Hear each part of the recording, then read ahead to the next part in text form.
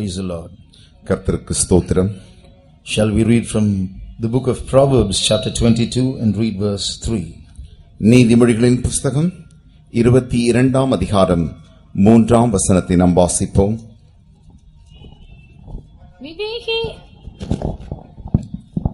A prudent man foreseeth the evil and hideth himself, but the simple pass on and are punished. விவேகி ஆபத்தை கண்டு மறைந்து கொள்கிறான், பேதைகள் நடுக போய் தண்டிக்கப்படுகிறார்கள். The word conspiracy means an evil plan made by someone or a group of people to harm others. சதி என்கிறதான வார்த்தையின் அர்த்தம் என்னவென்றால், மற்றவர்களை துன்பப்படுத்தும்படியாக ஏற்படுத்தப்படும் திட்டமாய் அது இருக்கிறது. Conspiracies are very common all over the world. இன்றைக்கு சதிகளானது முழு உலகத்திலும் அது ஒரு சாதாரணமாய் மாறிவிட்டது. We see conspiracies at the family level. சதிகள் குடும்பத்தின் அந்த நிலவரங்களில் காணப்படுகிறது. Relatives rising up against relatives to ruin them, to kill them for the sake of their property and wealth and so on.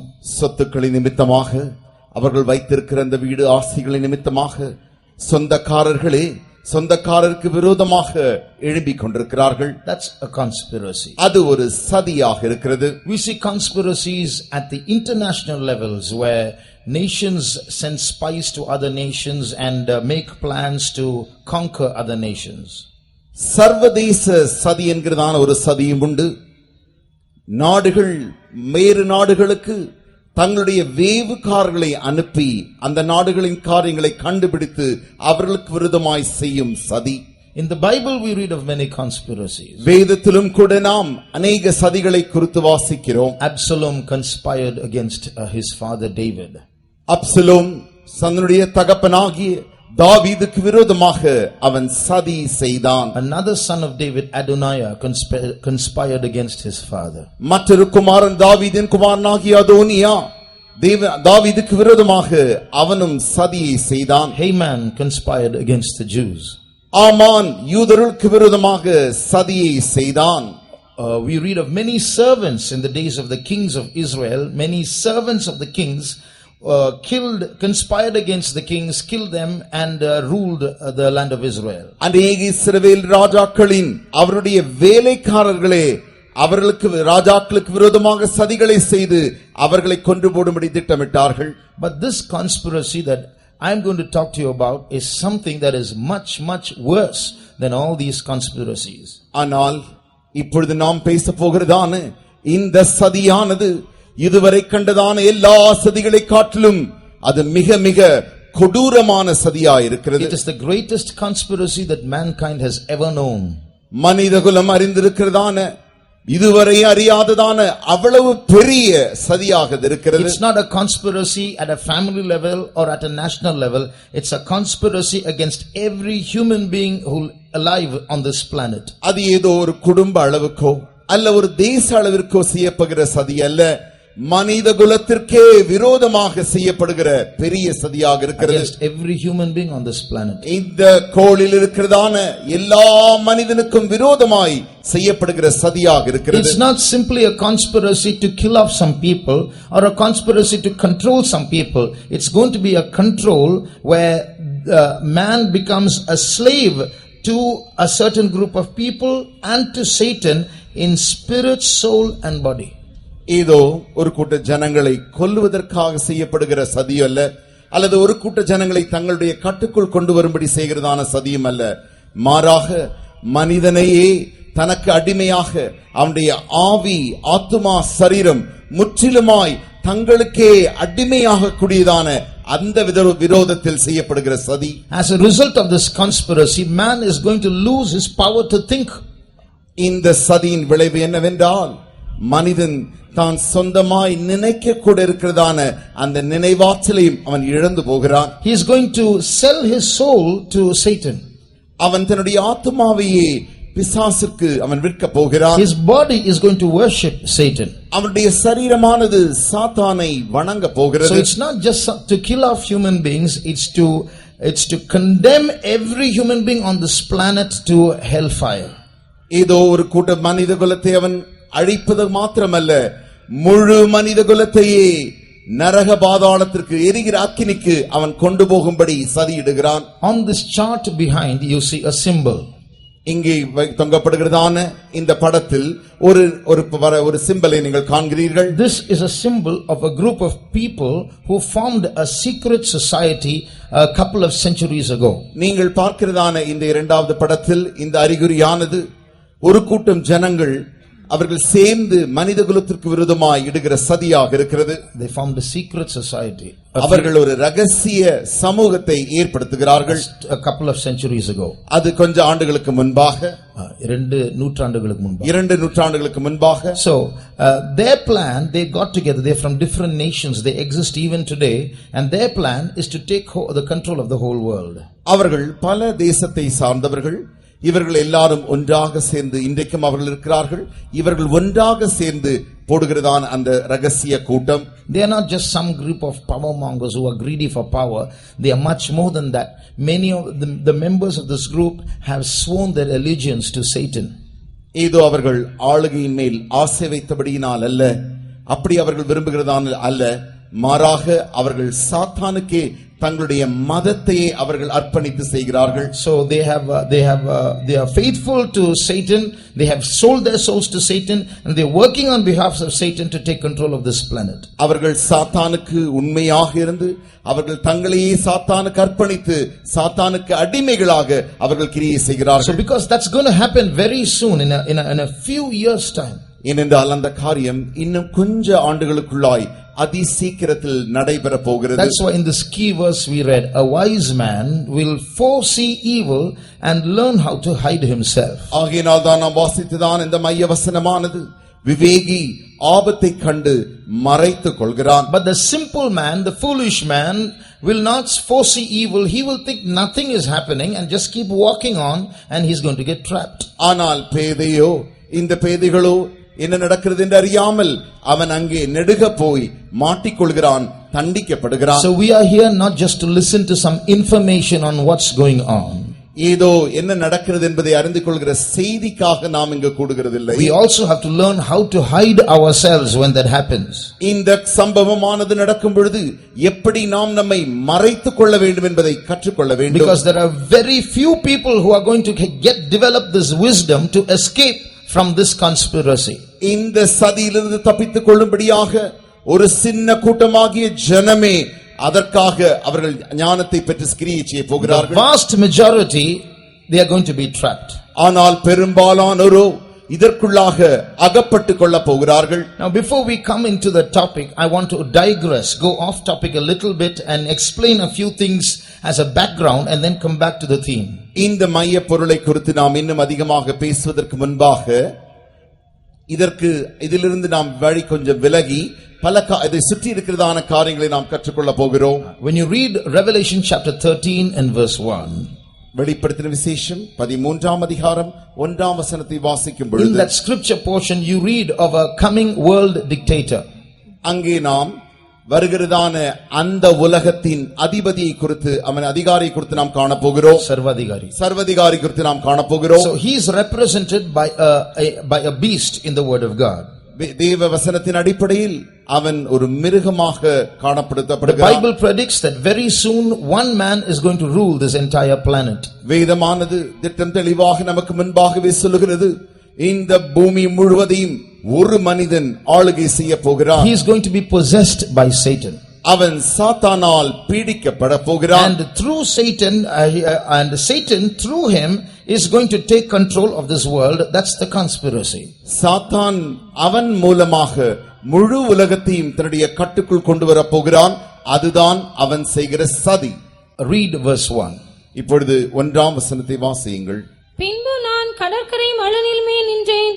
அப்பொழுது சமுத்திரத்தில் இருந்து ஒரு மிருகம் எழும்பி வர கண்டேன். அதற்கு 7 தலைகளும் 10 கொம்புகளும் இருந்தன. அதன் கொம்புகளின் மேல் 10 முடிகளும் அதன் தலைகளின் மேல் தூஷணமான நாமமும் இருந்தன. And I stood upon the sand of the sea and saw a beast rise up out of the sea, having 7 heads and 10 horns, and upon his horns 10 crowns, and upon his heads the name of blasphemy. So there's no beast like this in this world. இப்படிப்பட்டதான ஒரு மிருகம் இந்த உலகத்தில் இருந்ததில்லை. It represents a person and his system. இது ஒரு நபரை குறித்து காண்பிக்கிறது. A person and his system. ஒரு நபரும் அவனுடைய அமைப்பையும் அது வெளிப்படுத்துகிறது. So here you see 7 heads. இங்கே நாம் 7 தலைகளை காண்கிறோம். Here is the picture. It looks something like this. அங்கே கடைசியா காணப்படுகிற அந்த படத்தை போல 7 தலைகளுடைய ஒரு மிருகமாய் இருக்கிறது. In the last picture you see 7 heads, a beast with 7 heads. அந்த கடைசி படத்தில் ஒரு மிருகத்திற்கு 7 தலைகள் உடையதாய் நாம் அங்கே காண்கிறோம். What do those 7 heads represent? இந்த 7 தலைகளும் என்னத்தை அவைகள் காண்பிக்கின்றன? They represent 7 empires. இந்த 7 தலைகளும் 7 ராஜ்யங்களை காட்டுகின்றன. 6 empires belong to history. The 7th empire is yet to come. இந்த 6 ராஜ்யங்களும் சரித்திரத்தில் நாம் காண்கிறோம். அவைகள் சரித்திரமாய் வந்துவிட்டன. 7வது ராஜ்யம் இன்னும் வரவில்லை. I'm going to tell you a little about each of these kingdoms. இந்த ஒவ்வொரு ராஜ்யத்தின் குறித்து நான் இப்பொழுது உங்களுக்கு கொஞ்சம் காரியம் சொல்லித் தர Because போகிறேன். they all in some direct or indirect way connect with our theme. ஏனென்றால் இவைகள் யாவுமே நேரடியாகவும் மறைமுகமாகவும் நம்முடைய மைய பொருளோடு கூட தொடர்புடையதாக இருக்கிறது. What are these 7 empires? இந்த 7 ராஜ்யங்கள் என்ன? The first is the kingdom of Egypt. முதலாவது ராஜ்யம் எகிப்தின் ராஜ்யம். We know about the pharaohs who ruled Egypt. எகிப்தை ஆண்டதான பார்வோனை குறித்து நாம் யாவரும் அறிவோம். So that's the first empire, the Egyptian empire. அதுதான் முதலாவது எகிப்தின் சாம்ராஜ்யமாய் இருக்கிறது. I'm not telling about all the empires that rule the world. I'm telling you about these 7 empires connected with biblical history, which are represented by these 7 heads. எல்லா ராஜ்யங்களை குறித்து நான் சொல்ல போகிறதில்லை. மாறாக வேதத்தின் அடிப்படையில் நாம் காண்கிறதான மைய பொருளுக்கு தொடர்புடையதான இந்த 7 ராஜ்யங்களை குறித்து மாத்திரம் நான் சொல்ல போகிறேன். First is this empire of Egypt. முதலாவது எகிப்தின் ராஜ்யம். The second is the empire of Assyria. இரண்டாவது சீரிய சாம்ராஜ்யம். Assyria சாம்ராஜ்யம். The Bible says of a king called Sennacherib who ruled over Assyria. செனாக்கிப் என்கிறதான ராஜா இந்த அசீரியாவை ஆண்டதை குறித்து நாம் வேதத்தில் வாசிக்கிறோம். The third is Babylon. மூன்றாவது Babylon. We know of the hanging gardens of Babylon of Nebuchadnezzar who ruled Babylon. Nebuchadnezzar அந்த ராஜ்யத்தை ஆண்டதையும் தொங்கும் தோட்டத்தை குறித்து நாம் யாவரும் அறிவோம். The Bible speaks of the names of 3 or 4 kings who ruled Babylon. பாபிலோனை ஆண்டதான 3 அல்லது 4 ராஜாக்களை குறித்து வேதம் சொல்லுகிறது. The fourth is the Medo-Persian empire. நான்காவது மீதியானியர் பெர்சியருடைய சாம்ராஜ்யம். This Medo-Persian empire was ruled by kings like Ahasuerus, Artaxerxes, Darius, Cyrus, all of whom are mentioned in the Bible. இந்த தேசத்தை இந்த ராஜ்யத்தை ஆண்டதான ஆகாஸ்வேரு, தரியு என்கிறதான பல ராஜ்ய கோரேஸ் என்கிறதான அர்த்தசாஸ்திர என்கிறதான ராஜாக்களை குறித்து நாம் அறிவோம். And then comes the kingdom of Greece.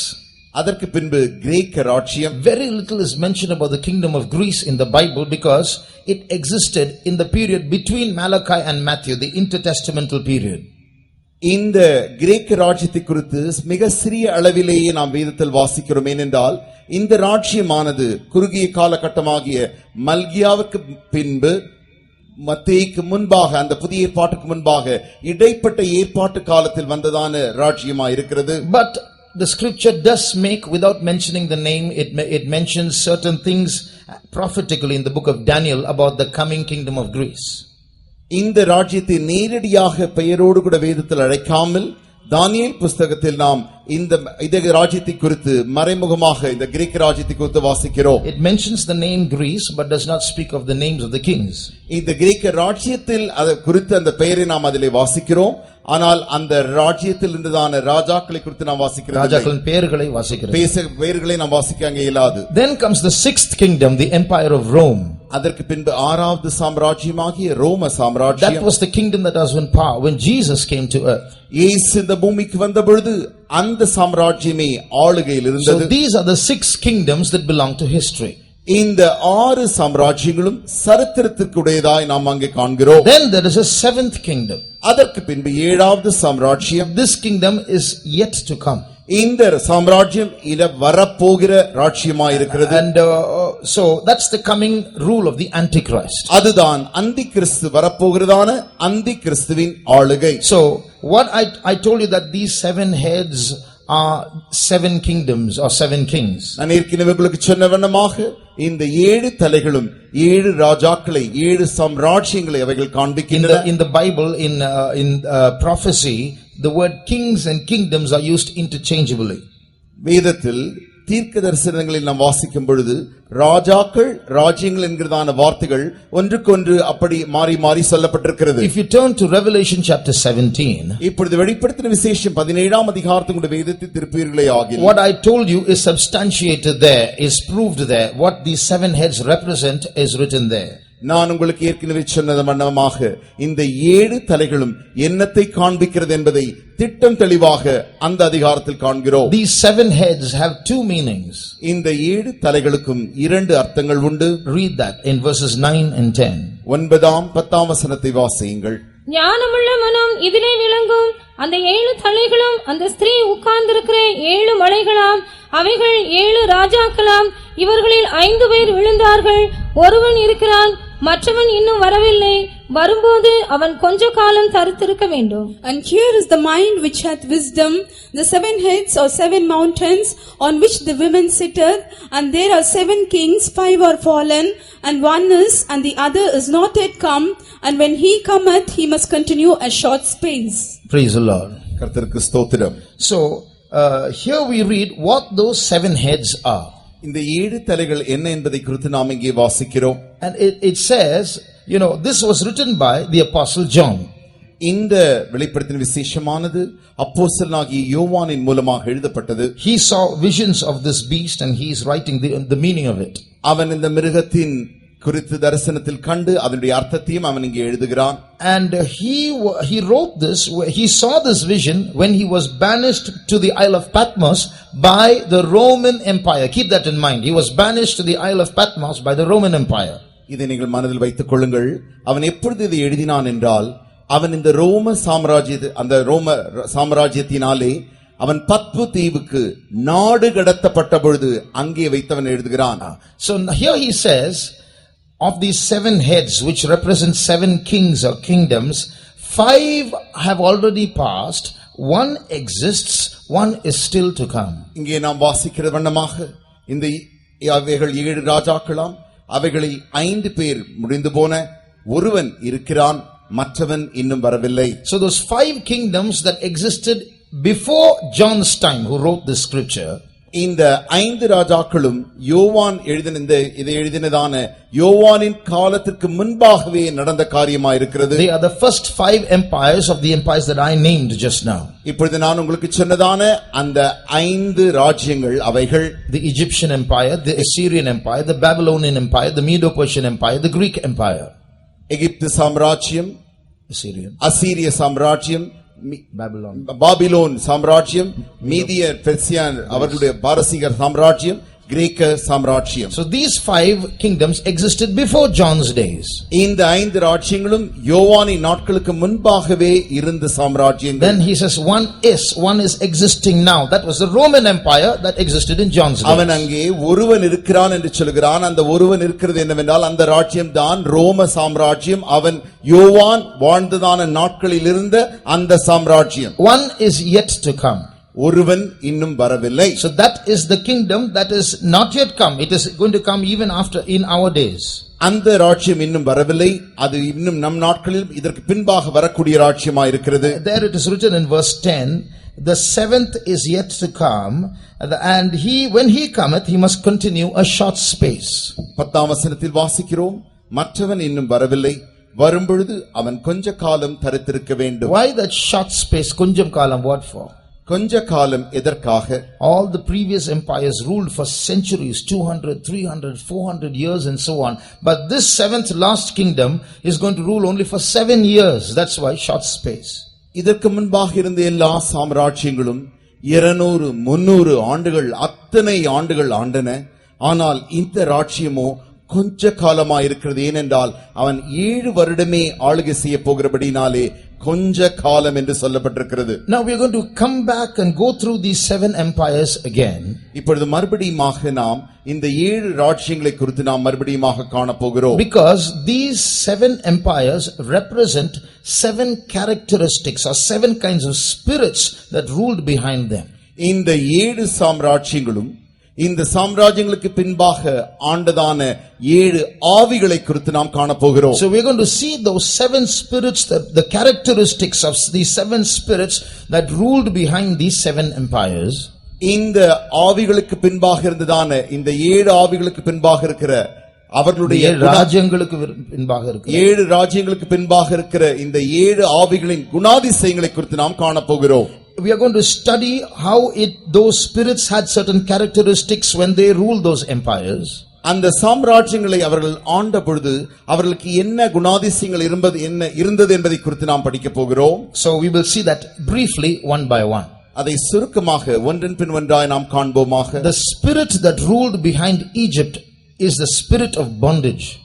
எகிப்தை ஆண்டதான அந்த ஆவிக்கு பின்பாக இருந்த குணாதிசயம் என்னவென்றால் அது அடிமைத்தனத்தின் ஆவியாயிருக்கிறது. Although I might be seeing, it might look that I am leaving the theme, we are going to slowly come back to the theme. It's all connected.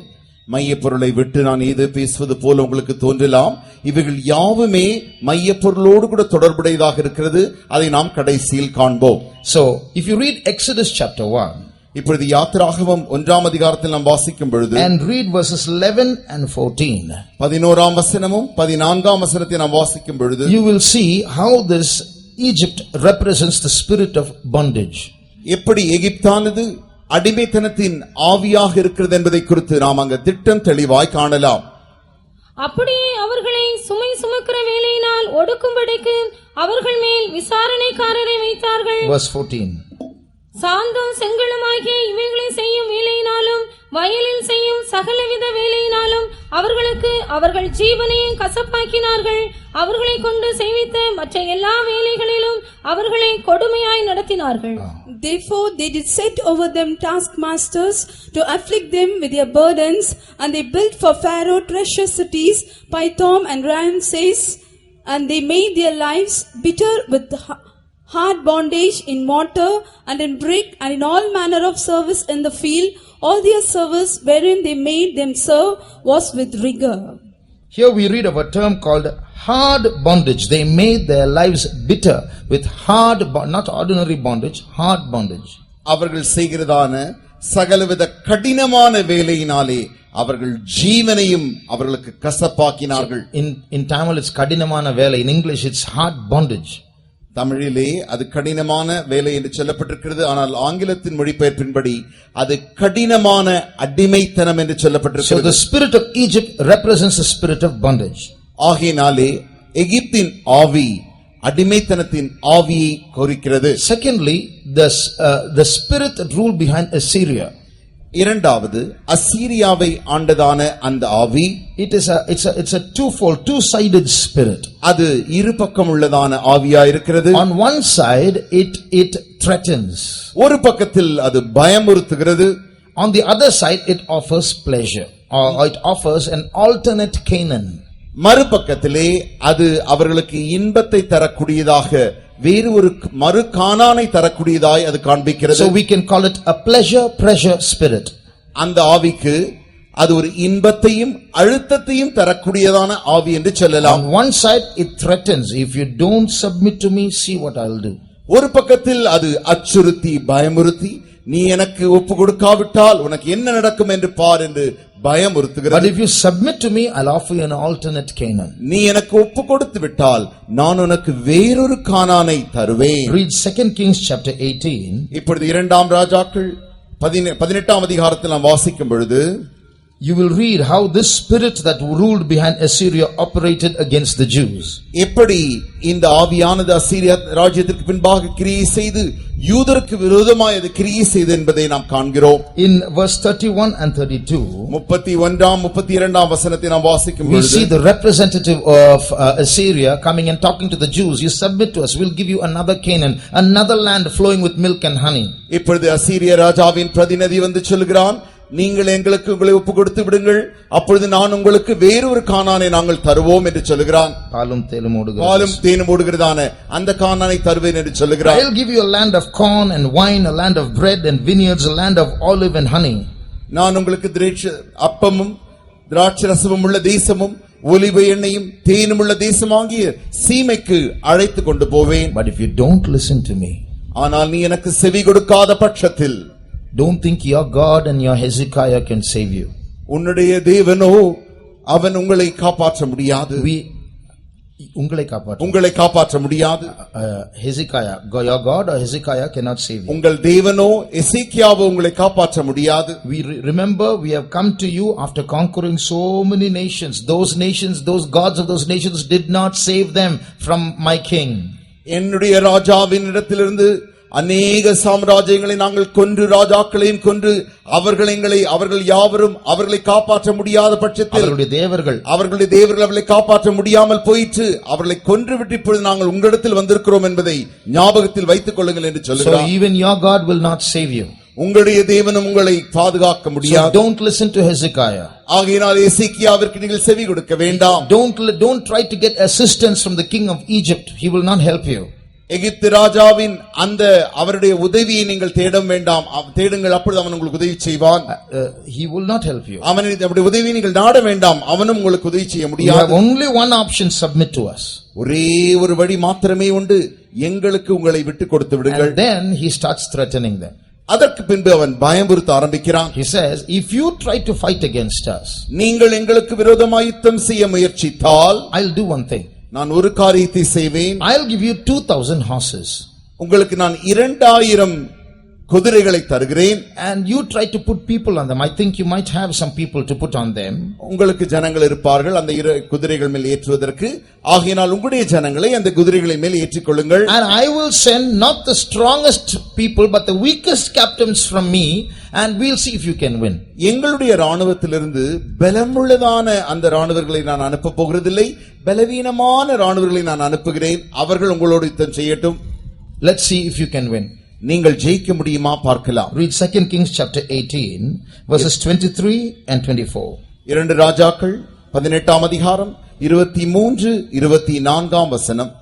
நான் உனக்கு 2000 குதிரைகளை கொடுப்பேன், நீ அவைகள் மேல் ஏறத்தக்கவர்களை சம்பாதிக்க கூடுமானால் அசீரியா ராஜாவாகி என் ஆண்டவனோடே சபதம் கூறாதே போனால் நீ என் ஆண்டவனுடைய ஊழியக்காரரில் ஒரே ஒரு சிறிய தலைவனின் முகத்தை எப்படி திருப்புவாய்? ரதங்களோடு குதிரை வீரரும் வருவார்கள் என்று எகிப்தியா நம்புகிறாய்? Now therefore I pray thee, give pledges to my lord the king of Assyria, and I will deliver thee 2,000 horses, if thou be able on thy part to set riders upon them. How then wilt thou turn away the face of one captain of the least of my master's servants, and put thy trust on Egypt for chariots and for horsemen? So here we see this two-sided spirit at work. இங்கே இரு பக்கமுள்ளதான இந்த ஆவி கிரியை செய்கிறதை காண்கிறோம். It's threatening God's people. இது தேவனுடைய ஜனத்தை அச்சுறுத்துகிறது. Don't submit to us, you're finished. நீ எங்களுக்கு ஒப்பு கொடுக்காமல் போனால் நீங்கள் முடிந்து போவீர்கள். Even your God cannot help you. உங்களுடைய தேவனும் உங்களுக்கு உதவி செய்ய முடியாது. Don't listen to your king, he's just going to make a fool of you. உங்களுடைய ராஜாவை நீங்கள் நம்ப வேண்டாம், அவன் உங்களை முட்டாளாக்க போகிறார். But if you listen to us, we'll give you another Canaan, come with us. ஆனால் நீங்கள் எங்களுக்கு செவி கொடுத்தால் எங்களோடு வாருங்கள், நாங்கள் உங்களுக்கு வேறு ஒரு கானானை தருகிறோம். This is the Assyrian spirit. இதுதான் அசீரிய ஆவி. Thirdly, the spirit that ruled behind Babylon. மூன்றாவது பாபிலோன் ராஜ்யத்தை ஆண்டதான அதற்கு பின்பு மறைந்திருந்ததான ஆவி. Now we are choosing certain characteristics because sometimes you can use the spirit of Babylon as a spirit of pride, but we are picking out certain characteristics of these spirits of these kingdoms because we are going to apply them in these days. ஒவ்வொரு ராஜ்யத்திற்கு பின்பாக பல காரியங்கள் உண்டு, பல அர்த்தங்கள் உண்டு, பல மொழிபெயர்ப்புகள் உண்டு.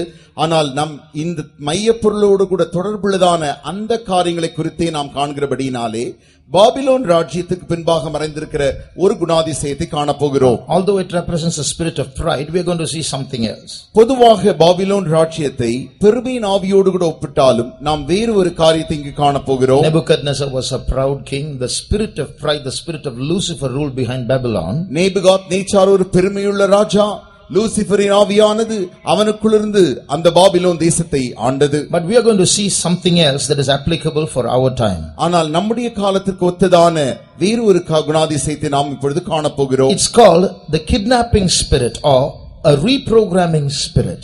அது கடத்தி கொண்டு போகிறதான ஆவி அல்லது அமைப்புக்கு உட்படுத்துகிறதான ஆவி. A reprogramming, that is changing the mind. அது மனதை மறுபடியுமாக ஒரு அமைப்புக்குள் கொண்டு வருகிறதான ஆவி. If you turn to the book of Daniel, தானியேல் புஸ்தகத்துக்குடைய வேதத்தை திருப்புவீர்களே ஆகில், you see there, you read there about a very subtle strategy of King Nebuchadnezzar. நேபுகாத் நேச்சாரின் தந்திரமான ஒரு சதி திட்டத்தை நாம் அங்கு காண்கிறோம். See, he did not just kill off all the Jews. He surrounded Jerusalem, but he didn't kill the Jews. அவன் எல்லா யூதரையும் கொன்று போடவில்லை, மாறாக அவன் யூதரை வளைத்துக் கொண்டான். After besieging Jerusalem, அவன் எருசலேமை வளைத்து எடுத்துக்கொண்ட பிறகு, he chose the best youngsters, educated youngsters, beautiful, good-looking youngsters, intelligent youngsters, those who belong to the royal seed, and he carries them to Babylon. அவன் அங்கே சிறந்த வாலிபரை, ஞானமுள்ள வாலிபரை, அழகுள்ள வாலிபரை, ராஜரீகத்தில் வருகிறதான அந்த வாலிபரை அவன் அங்கே தெரிந்து கொண்டான். In verses 3, 4 and 5 of chapter 1 of Daniel, you read this. தானியேல் 1ஆம் அதிகாரம் 3, 4, 5ஆம் வசனத்தில் நாம் அங்கே வாசிக்கிறோம். So he takes these children, these youngsters, in the English version we see they are called children all the time. இந்த 3ஆம் அங்க வசனத்தில் அவன் வசனங்களை நாம் வாசிக்கும் பொழுது ஆங்கில மொழிபெயர்ப்பின்படி பிள்ளைகள் பிள்ளைகள் பிள்ளைகள் என்று சொல்லப்பட்டிருக்கிறது. In Tamil it's youngsters. தமிழிலே வாலிபர் வாலிபர் என்று சொல்லப்பட்டிருக்கிறது. But in English it's children. So these children, they must have been just finishing their high school or so on. ஆனால் ஆங்கில மொழிபெயர்ப்பின்படி அது பிள்ளைகள் என்று சொல்லப்படும்படினாலே பள்ளி படிப்பை முடித்ததான அந்த சிறு பிள்ளைகளை காண்பிக்கிறது. So these young, intelligent, royal blooded young children are carried to Babylon. What for? இந்த ராஜகுலத்தாரிலிருந்தும் அழகானவர்களிலும் ஞானத்தில் தேறினவர்களும் அறிவில் சிறந்ததான இந்த பிள்ளைகளை அவன் தெரிந்தெடுத்தானே எதற்காக? They are kidnapped to be reprogrammed so that they will not be Jews anymore but Babylonians. அவர்கள் கடத்தப்பட்டு அவருடைய மனதை மாற்றி அமைப்பது. அப்படி அமைத்த பின்பு அவர்கள் இனிமேல் யூதராய் இருக்க மாட்டார்கள், அவர்கள் எல்லாரும் பாபிலோனியர்களாக மாறிவிடுவார்கள். That's why King Nebuchadnezzar took these children to Babylon and changes their names. They had Jewish names, now they have Babylonian names. ஆகையினால் தான் நேபுகாத்நேச்சார் அந்த ராஜா இந்த பிள்ளைகளை எடுத்துக்கொண்டு போய் அவருடைய யூத பெயரெல்லாம் எடுத்துவிட்டு அவர்களுக்கு பாபிலோனிய பெயர்களை சூட்டினான். If you turn to read verse 6, 6ஆம் வசனத்தில் நீங்கள் வாசிக்கும் பொழுது, Daniel, Mishael, this word El is the name of the God of the Jews, Elohim, El. So these names have the name of God in them. தானியேல், மிஷாயேல், ஏல் என்றால் Elohim, தேவனுடைய அந்த பெயரை அவர்கள் யாவரும் யூதர்கள் வைத்திருந்தார்கள். Hananiah, Azariah, this Yah is a form of Jehovah. That Yahweh, that God, name of God was in their names. அனனியா, அசரியா, யா என்கிற வார்த்தை யாவே என்கிறதிலிருந்து வருகிறது. அவர்கள் தம்முடைய தேவனாகிய அந்த தேவனின் பெயரை அவர்கள் வைத்திருந்தார்கள். So now these names are being changed so that they might forget their God, and now they have been given new names that include the names of Babylonian gods.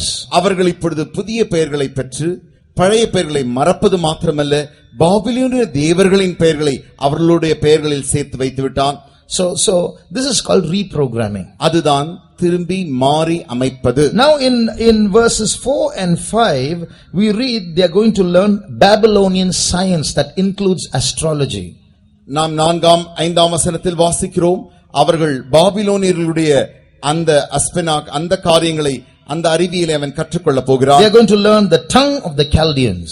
கல்தேயருடைய எழுத்தையும் பாஷையும் அவர்கள் கற்றுக்கொள்ள போகிறார்கள். They are going to eat the food of the Chaldeans, the Babylonians.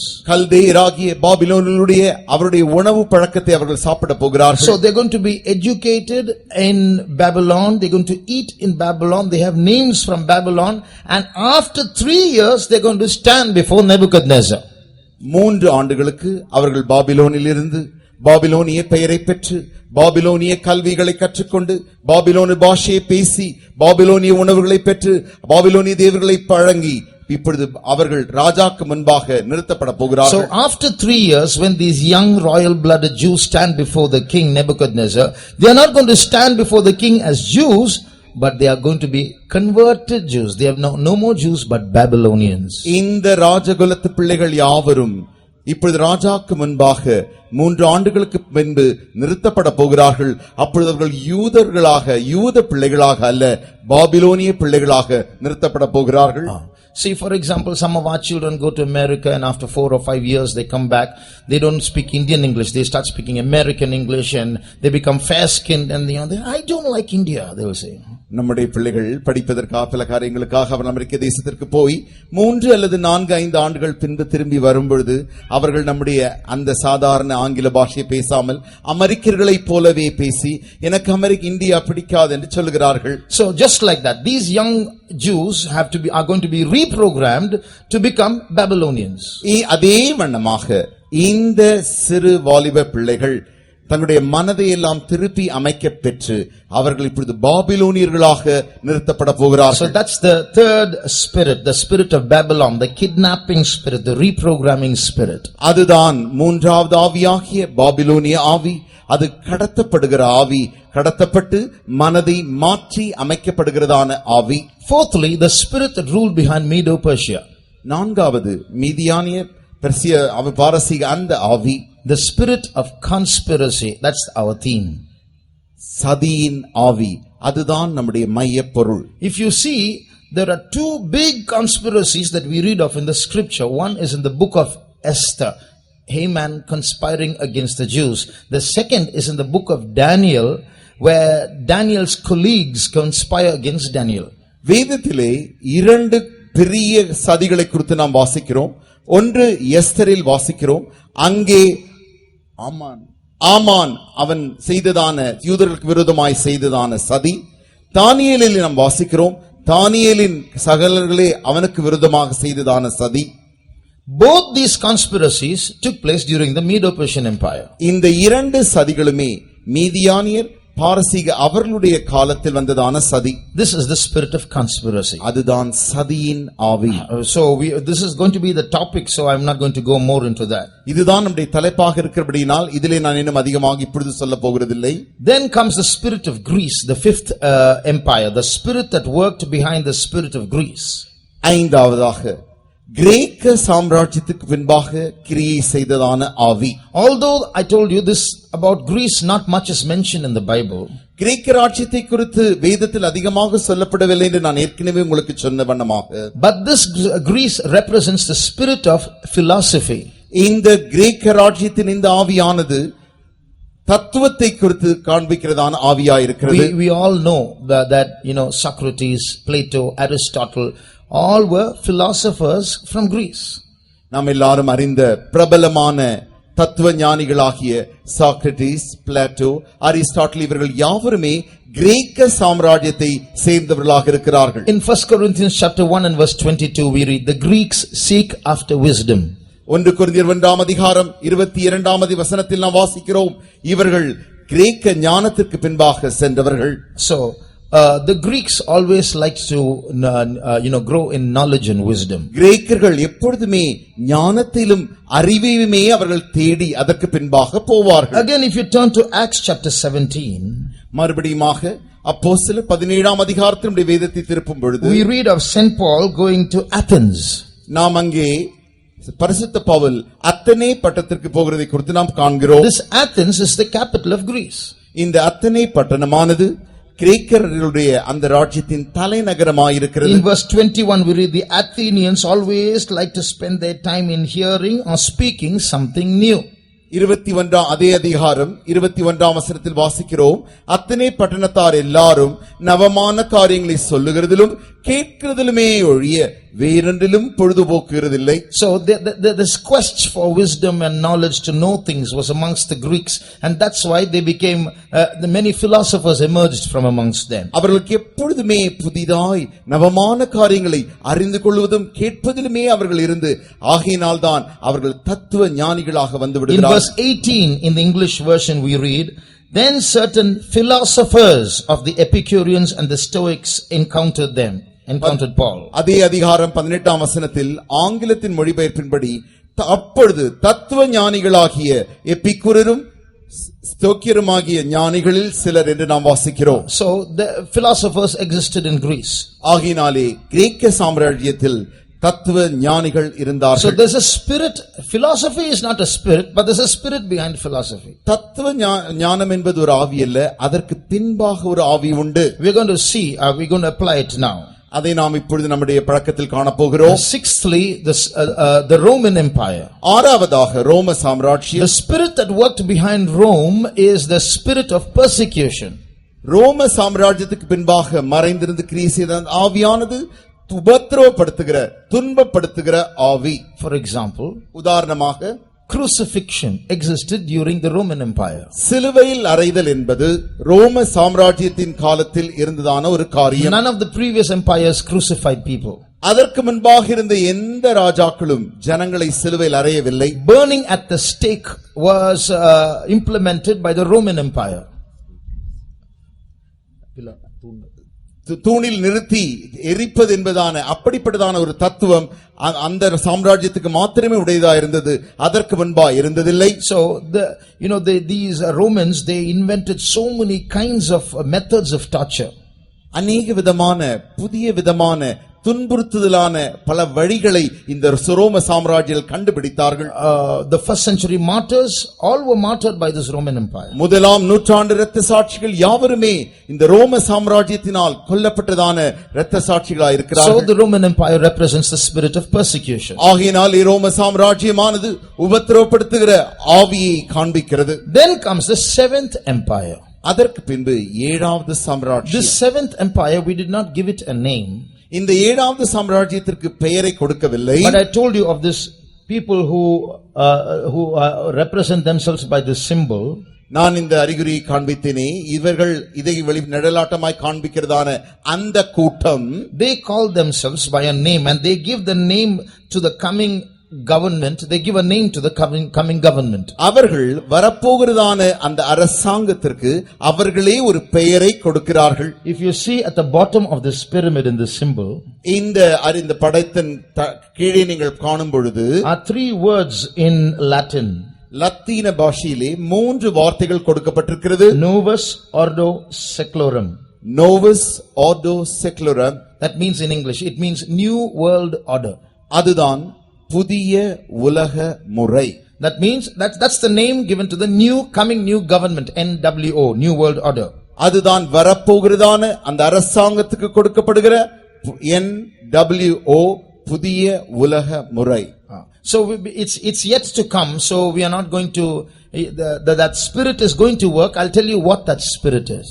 அதற்கு பின்பாக அந்த ஆவி என்ன கிரியை செய்ய போகிறது என்பதையும் அந்த ஆவி என்ன என்பதையும் நான் உங்களுக்கு பின்பாக சொல்லுகிறேன். It's the spirit of global unification. அதுதான் உலக ஒற்றுமையின் ஆவி. So now we are going to see all these seven spirits again. மறுபடியுமாக நாம் இந்த ஏழு ஆவிகளை காணப்போகிறோம். What we saw just now is how it worked in Egypt, in Assyria, in Greece, in Rome and so on. நாம் இதுவரை கண்டவைகள் யாவும் எப்படி இந்த ஆவிகள் எகிப்திலே ராஜ்யத்திலேயும் அசீரிய சாம்ராஜ்யத்திலும் ரோம சாம்ராஜ்யத்திலெல்லாம் கிரியை செய்து என்று கண்டோம். But what you see is the same empires are now appearing on the heads of the Antichrist.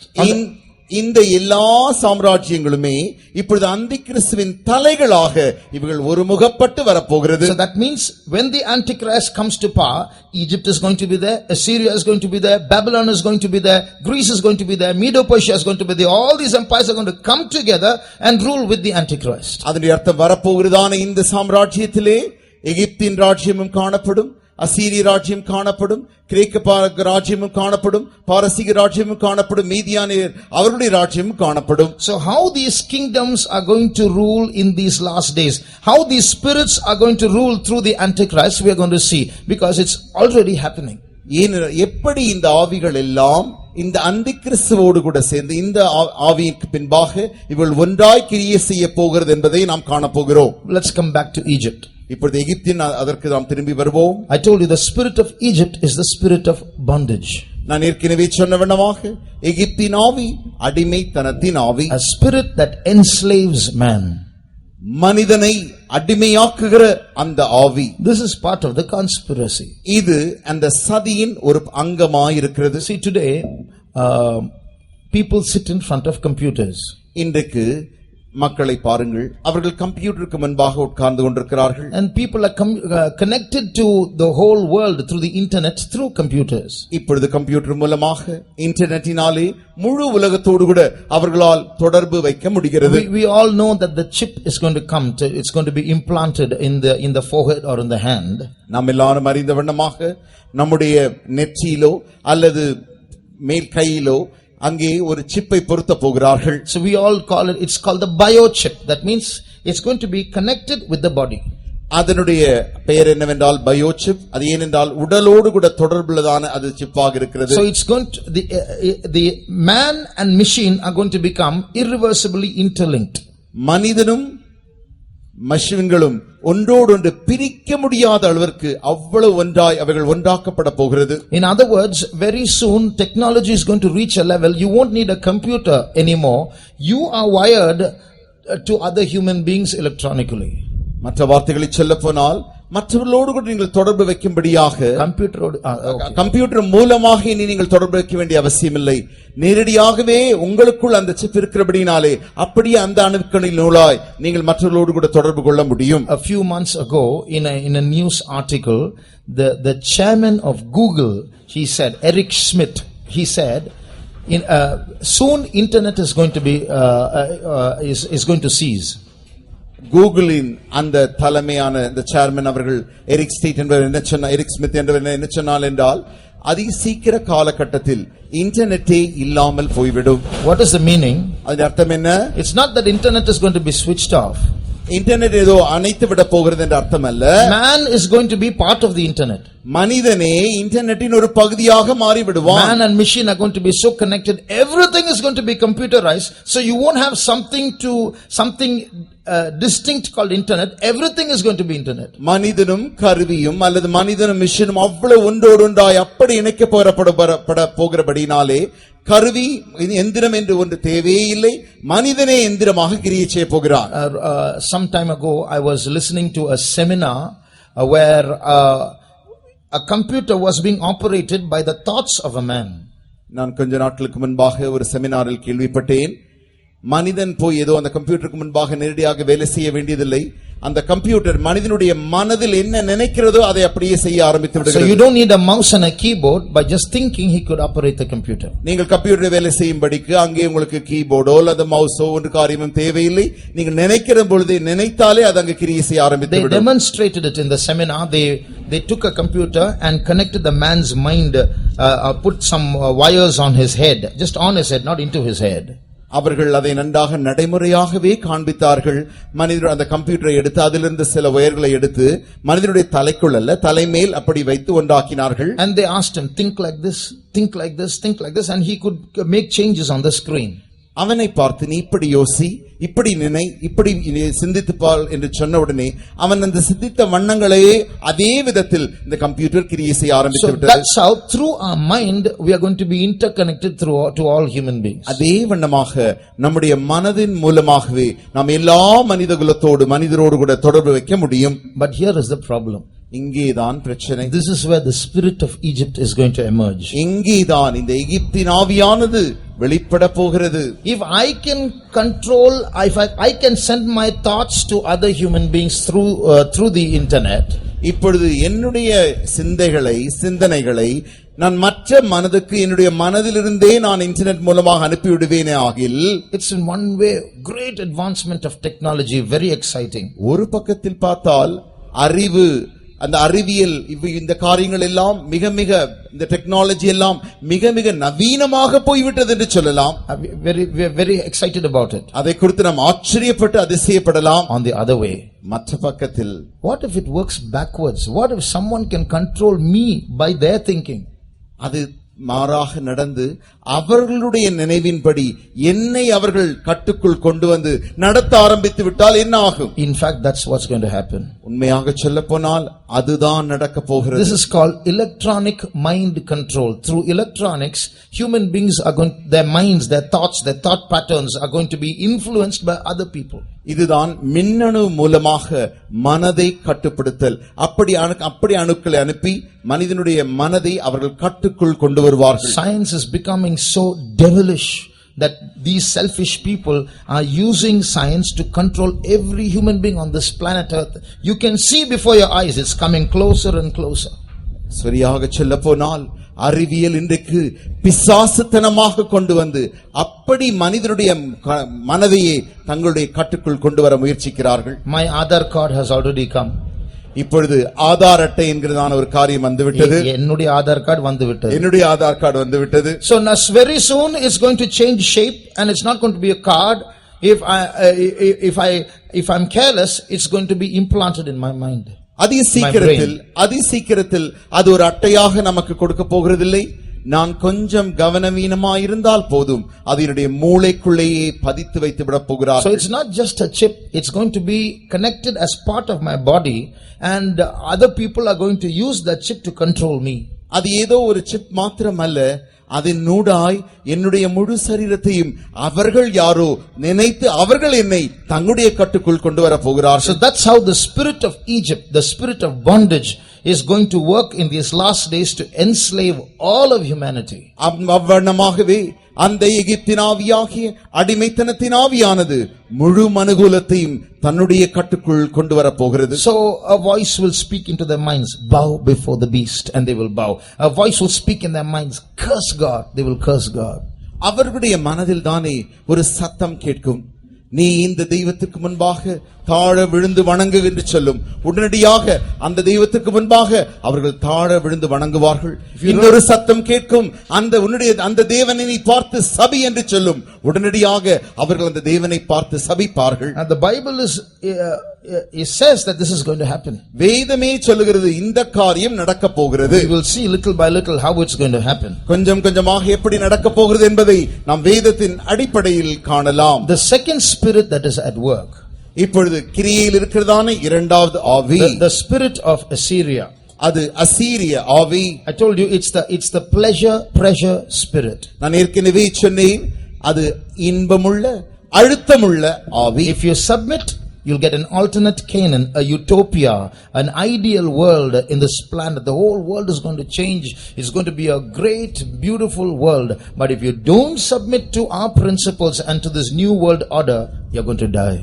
எங்களுடைய அந்த கோட்பாடுகளுக்கு, புதிய உலக முறை என்கிறதான அந்த முறைக்கு நீ ஒப்பு கொடுத்தால் பாலும் தேனும் ஓடுகிறதான வேறொரு கானானை உனக்கு இன்பமாக தருவோம். தராவிட்டால் நீ சாவாய், உன்னை கொன்று போடுவோம். So that's that threatening spirit, submit or die. அதுதான் அச்சமுறுத்தும் பயமுறுத்தும் ஆவி.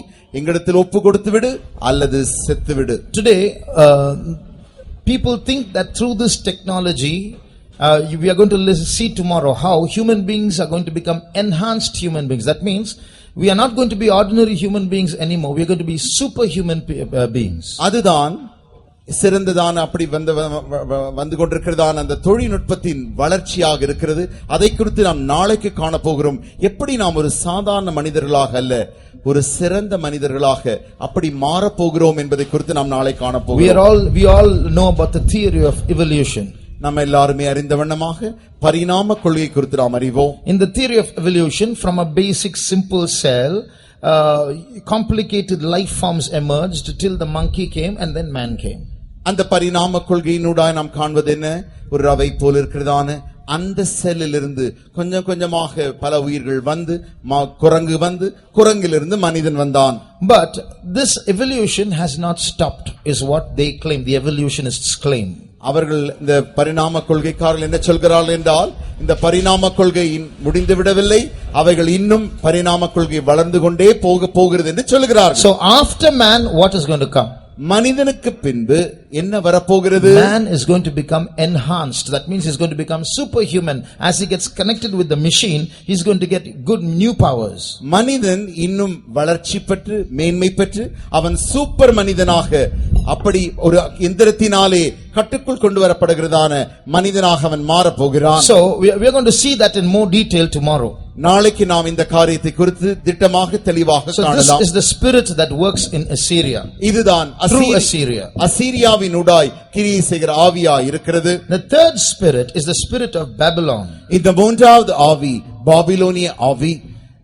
It's the reprogramming spirit. அது மனதை மாற்றி அமைக்கிறதான ஆவி. What is that spirit? அந்த ஆவி என்ன? I told you how in literal Babylon youngsters were chosen and kidnapped and taken to Babylon and reprogrammed. நான் ஏற்கனவே சொன்னேன் எப்படி எழுத்துக்குரிய பாபிலோனில் அந்த பிள்ளைகளை அவர்கள் எடுத்து அவருடைய மனதை மாற்றி அமைத்து இப்பொழுது பாபிலோனியர்களாக அவர்கள் நிறுத்தப்படுகிறார்கள் என்று ஏற்கனவே உங்களுக்கு சொன்னேன். See how the Antichrist is doing it today. எப்படி அந்திக்கிறிஸ்து இப்பொழுது இன்றைக்கு அவன் அதை எப்படி செய்கிறான்? I told you about the symbol. இந்த அறிகுறியை குறித்து நான் ஏற்கனவே உங்களுக்கு சொன்னேன். இந்த சின்னத்தை குறித்து. இந்த சின்னத்தை குறித்து ஏற்கனவே சொன்னேன். In this symbol, behind the symbol is a group of people. They are very wealthy. They are top level politicians, the millionaires and so on, all coming together. இந்த சின்னத்துக்கு பின்பாக ஒரு கூட்டம் இருக்கிறார்கள். இந்த கூட்டம் இந்த உலகத்திலேயே மிக மிக ஐஸ்வர்யவான்கள், இந்த உலகத்திலேயே மிக மிகமாக படித்த பெரிய கல்விமான்கள், இந்த உலகத்திலேயே மிக ஆளுகையும் அதிகாரமுடையதான அப்படிப்பட்டதான அரசியல்வாதிகள் இதற்கில் இருக்கிறார்கள். So how they are doing this reprogramming? எப்படி இவர்கள் இந்த மாற்றி திருப்பி அமைக்கும் முறையை செய்கிறார்கள்? One of they have an agenda, they have a program, they have a plan. அவர்களுக்கு ஒரு திட்டம், ஒரு நோக்கம், ஒரு காரியத்தை வகுக்கக்கூடியதான வகுத்து வைத்திருக்கிறார்கள். So part of the plan is to infiltrate all the nations of this world. அவர்களுடைய திட்டத்தின் ஒரு பகுதி என்னவென்றால் எல்லா தேசங்களுக்குள்ளாய் அவர்கள் புகுந்து and go into the various universities and colleges. எல்லா யூனிவர்சிட்டிகளுக்கும் கல்லூரிகளுக்கும் போய் spot the intelligent students, the geniuses, the gold medalists. அங்கே போய் கோல்டு ரேங்க் பெறுகிறதான, கோல்ட் மெடல் பெறுகிறதான மிக அறிவில் சிறந்ததான பிள்ளைகளை கண்டுபிடித்து and after they finish their studies, அவர்களை படிப்பை அவர்கள் அங்கே முடித்த பின்பு contact them without letting them know who they are. இவர்கள் யார் என்று அவர்களுக்கு சொல்லாமலே அவர்களோடு கூட தொடர்பு வைத்து put them in top levels in the government. அவர்களை அரசாங்கங்களிலே மிக மிக உயர்ந்த இடங்களில் வைத்து and use them to further their cause. இவர்களுடைய நோக்கத்தையும் திட்டத்தையும் அப்படி செலுத்தும்படியாக அவர்களை பிரயோஜனப்படுத்துவது. See, just like Nebuchadnezzar kidnapped those royal blooded intelligent Jews and reprogrammed them, made them Babylonians and tried to use them to further his cause to build Babylon. எப்படி Nebuchadnezzar இந்த யூத பிள்ளைகளை, கல்வியில் சிறந்தவர்களை, அறிவில் சிறந்தவர்களை, அழகில் சிறந்தவர்களை எல்லாம் தெரிந்தெடுத்து இந்த 3 ஆண்டுகளுக்கு பின்பு அவர்களை பாபிலோனியர்களாகவே மனதை மாற்றி அவர்களுக்கு முன்பாக நிறுத்தின வண்ணமாகவே. So these young people, those intelligent people are going to be spotted and they're going to be tracked, they're going to be monitored, they're going to be chosen, they're going to be reprogrammed and used by these people to control the whole world. இப்படி அறிவில் சிறந்திருக்கிறதான பிள்ளைகளை தெரிந்தெடுத்து அவர்களை கண்காணித்து அவர்களை நல்ல பதவியில் கொண்டு வந்து வைத்து அவர்களை தங்களுடைய கட்டுக்குள் கொண்டு வந்து தங்களுடைய நோக்கத்தை அவர்கள் மூலமாக அரசாங்கத்தில் உயர் பதவிகளை வகிக்க செய்து அவர்கள் மூலமாக தங்களுடைய திட்டங்களை நடத்துவது. So that's how this reprogramming spirit is controlling the whole world. அப்படித்தான் திருப்பி மாற்றி அமைக்கிறதான இந்த ஆவியானது முழு உலகத்தையும் தன்னுடைய கட்டுக்குள் கொண்டு வர போகிறது. The fourth spirit, நான்காவது ஆவி, is the spirit of conspiracy. அதுதான் சதியின் ஆவி. So how that is going to work is going to be our Bible study, so we won't look at it now. அது எப்படி நடக்க போகிறது என்பதுதான் நம்முடைய வேத பாடமாக இருக்கிறபடினாலே அதை குறித்து நாம் இப்பொழுது காண போகிறது இல்லை. The fifth is the spirit of Greece. ஐந்தாவது கிரேக்க ஆவி, the spirit of philosophy. தத்துவ ஞானத்தின் ஆவி. Now if you turn to Daniel chapter 8 and verse 12. தானியேல் 8ஆம் அதிகாரம் 12ஆம் வசனத்திற்கு உங்களுடைய வேதத்தை திருப்பீர்களே ஆகில், you read there of a man, a prophecy of a man in the Greek empire. He had not yet emerged, but Daniel saw in a vision how he is going to come. அவன் இன்னும் வரவில்லை, அவன் எப்படி வருவான் என்பதை குறித்து தானியேல் தரிசனத்தில் கண்டதை அங்கே சொல்லுகிறார். அந்த நாட்களில் இன்னும் வரவில்லை, அந்த நாட்களில் இன்னும் வரவில்லை, அவன் எப்படி வருவான் என்பதை அப்பொழுது அவர் சொல்லுகிறார். That man is called Antiochus Epiphanes. He belongs to the Greek Empire. அவனுடைய பெயர்தான் ஆன்டியோகஸ் எபிபனஸ். அவன் கிரேக்க சாம்ராஜ்யத்தை சேர்ந்தவன். About him is written in verse 12. அவனை குறித்து 12ஆம் வசனத்தில் நாம் வாசிக்கிறோம். Read verse 12. பாதகத்தின் நிமித்தம் அன்றாடக பலியோடு கூட சேனையும் அதற்கு ஒப்பு கொடுக்கப்பட்டது. அது சத்தியத்தை தரையிலே தள்ளிற்று. அது கிரியை செய்து அனுகூலம் அடைந்தது. And an host was given him against the daily sacrifice by reason of transgression, and it cast down the truth to the ground, and it practiced and prospered. It cast down the truth to the ground. அது சத்தியத்தை தரையிலே தள்ளிற்று. So this man Antiochus Epiphanes cast down the truth to the ground. இந்த மனிதனாகிய Antiochus எபிபனஸ் என்பவன் அவன் சத்தியத்தை தரையிலே தள்ளினான். What is truth? சத்தியம் என்றால் என்ன? There are many levels of truth. சத்தியங்களில் பல அடுக்குகள் உண்டு. There is truth in mathematics, there is truth in history, there is truth in physics. கணக்கிலே ஒரு உண்மை உண்டு, இயற்பியலில் ஒரு உண்மை உண்டு, வேதியியலில் ஒரு உண்மை உண்டு. But there are higher level truths which are very important for life itself. If you don't know it, you're going to be doomed forever. ஆனால் மேலே உள்ள உயரமான ஒரு உண்மை என்கிற ஒரு உண்மை உண்டு. அந்த உண்மையை நீங்கள் அறியாமல் போனால் நீங்கள் நித்தியமாக அழிந்தே போவீர்கள். So that truth Antiochus Epiphanes cast to the ground. அந்த உண்மைதான், அந்த சத்தியம் என்னவென்றால் ஆன்டியோகஸ் எபிபனஸ் என்பவன் சத்தியத்தை அவன் தரையிலே தள்ளிவிட்டான். This Antiochus Epiphanes has had the same symptoms that the Antichrist is going to have. இந்த ஆன்டியோகஸ் எபிபனஸ் என்பவன் அந்தி கிறிஸ்துதான அதே காரியங்கள் அவனுக்குள்ளும் இருந்தது, இருக்க போகிறதாக அப்படி அவன் தானியேல் சொல்லுகிறான். So the Antichrist also will cast the truth to the ground. அந்தி கிறிஸ்துவும் கூட சத்தியத்தை அவன் தரையிலே தள்ளப் போகிறான். So in these last days new philosophies, postmodern philosophies are emerging that are working against the truth that is very important for every human being. எல்லா மனிதருக்கும் மிக மிக முக்கியமாக அவசியமாக வேண்டியதான அந்த சத்தியத்திற்கு விரோதமாக இந்த சத்தியமானது அவன் கொண்டு வரப்போகிறான். தத்துவங்களை அவன் கொண்டு வரப்போகிறான். I'll give you two examples. இரண்டு உதாரணங்களை நான் உங்களுக்கு சொல்லுகிறேன். One is எம்மதம் சம்மதம், that all religions are the same. முதலாவது தத்துவம் எம்மதமும் சம்மதம். So this is a philosophy. இது ஒரு தத்துவம். It is a philosophy that works against the truth. இது இந்த தத்துவமானது சத்தியத்திற்கு விரோதமாய் கிரியை செய்கிறது. It is attractive but it is not true. அது ஒரு ஈர்க்கக்கூடியதாக இருக்கிறது, ஆனால் அதில் உண்மை இல்லை.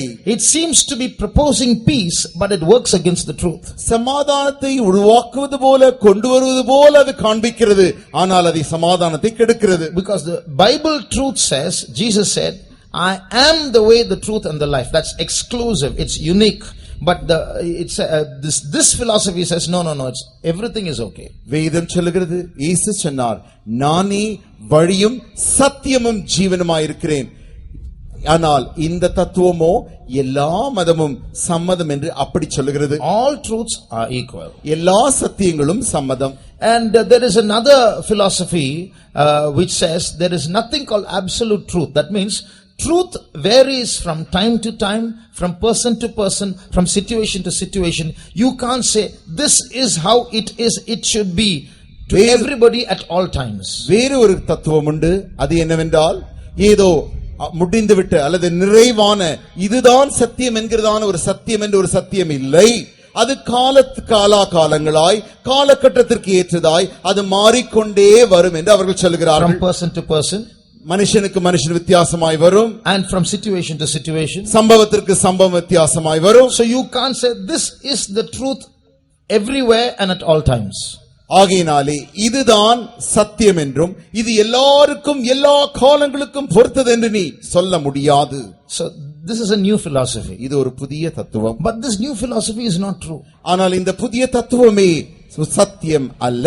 Because if they say that, it self-destructs. That philosophy destroys itself. அவர்கள் அப்படி சொல்வார்களேயானால் அவர்கள் சொல்லுகிற தத்துவமே அந்த கோட்பாட்டை அழிக்கக்கூடியதா இருக்கிறது. If they say you cannot say this is the truth everywhere at all times, you can tell them that means what you say is not true everywhere and at all times. இதுதான் சத்தியம் என்றும் எல்லாருக்கும் எல்லா காலகட்டங்களிலும் சொல்ல முடியாது என்று சொன்னால், நீ சொல்லுகிறாயே இந்த தத்துவமே எல்லா காலத்துக்கும் எல்லாருக்கும் அது சரியாக இருக்க முடியாது. So but everybody is receiving that. ஆனால் எல்லாருமே அதை ஏற்றுக்கொள்கிறார்கள். So this is how the spirit of philosophy is working against the truth.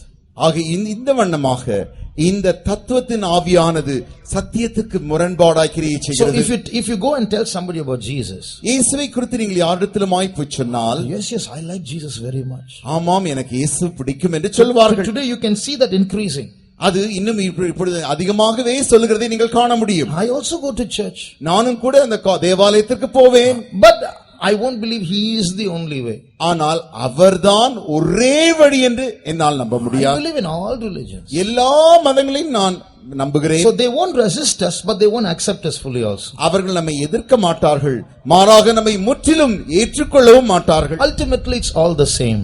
கடைசியில் எல்லாமே ஒன்றுதான் என்று சொல்லிவிடுவார்கள். So truth has become diluted and deceptive. They will say yes, but they will still die. இப்பொழுது சத்தியமானது தரத்தை குறைத்து இப்பொழுது ஆமது உண்மைதான், ஆனால் அதை ஏற்றுக்கொள்ள மாட்டார்கள். So this is how in these last days the spirit of philosophy is working against the truth and casting it to the ground. ஆகையினாலே இந்த கடைசி நாட்களில் இந்த தத்துவமாகிய ஆவியானது சத்தியத்துக்கு விரோதமாய் கிரியை செய்து சத்தியத்தை அது தரையிலே தள்ளிக் கொண்டிருக்கிறது. We are going to see tomorrow how this spirit how this conspiracy is going to work and is working against the truth of God.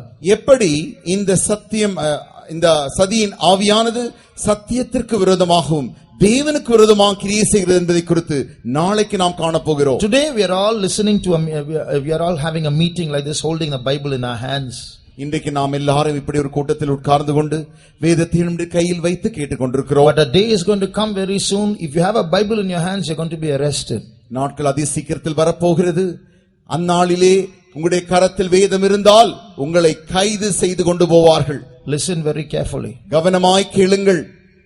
A small period is going to come very soon in the history of mankind, a period of 3.5 years. There will be no Christians on this planet. கவனமாய் கேளுங்கள். அதி சீக்கிரத்தில் ஒரு கொஞ்ச காலம் வரப்போகிறது. 3.5 ஆண்டுகள் கிறிஸ்தவர்களுக்கு விரோதமாய் அவ்வளவு உபத்திரம் செய்யக்கூடிய காலம் அது வரப்போகிறது. There will be no Christians in this planet. இந்த பூமியின் கோளில் தானே கிறிஸ்தவன் என்று ஒருவனுமே இருக்க முடியாது. இருக்க மாட்டார்கள். I'm telling you again, a time is coming. I'm going to show it from the Bible.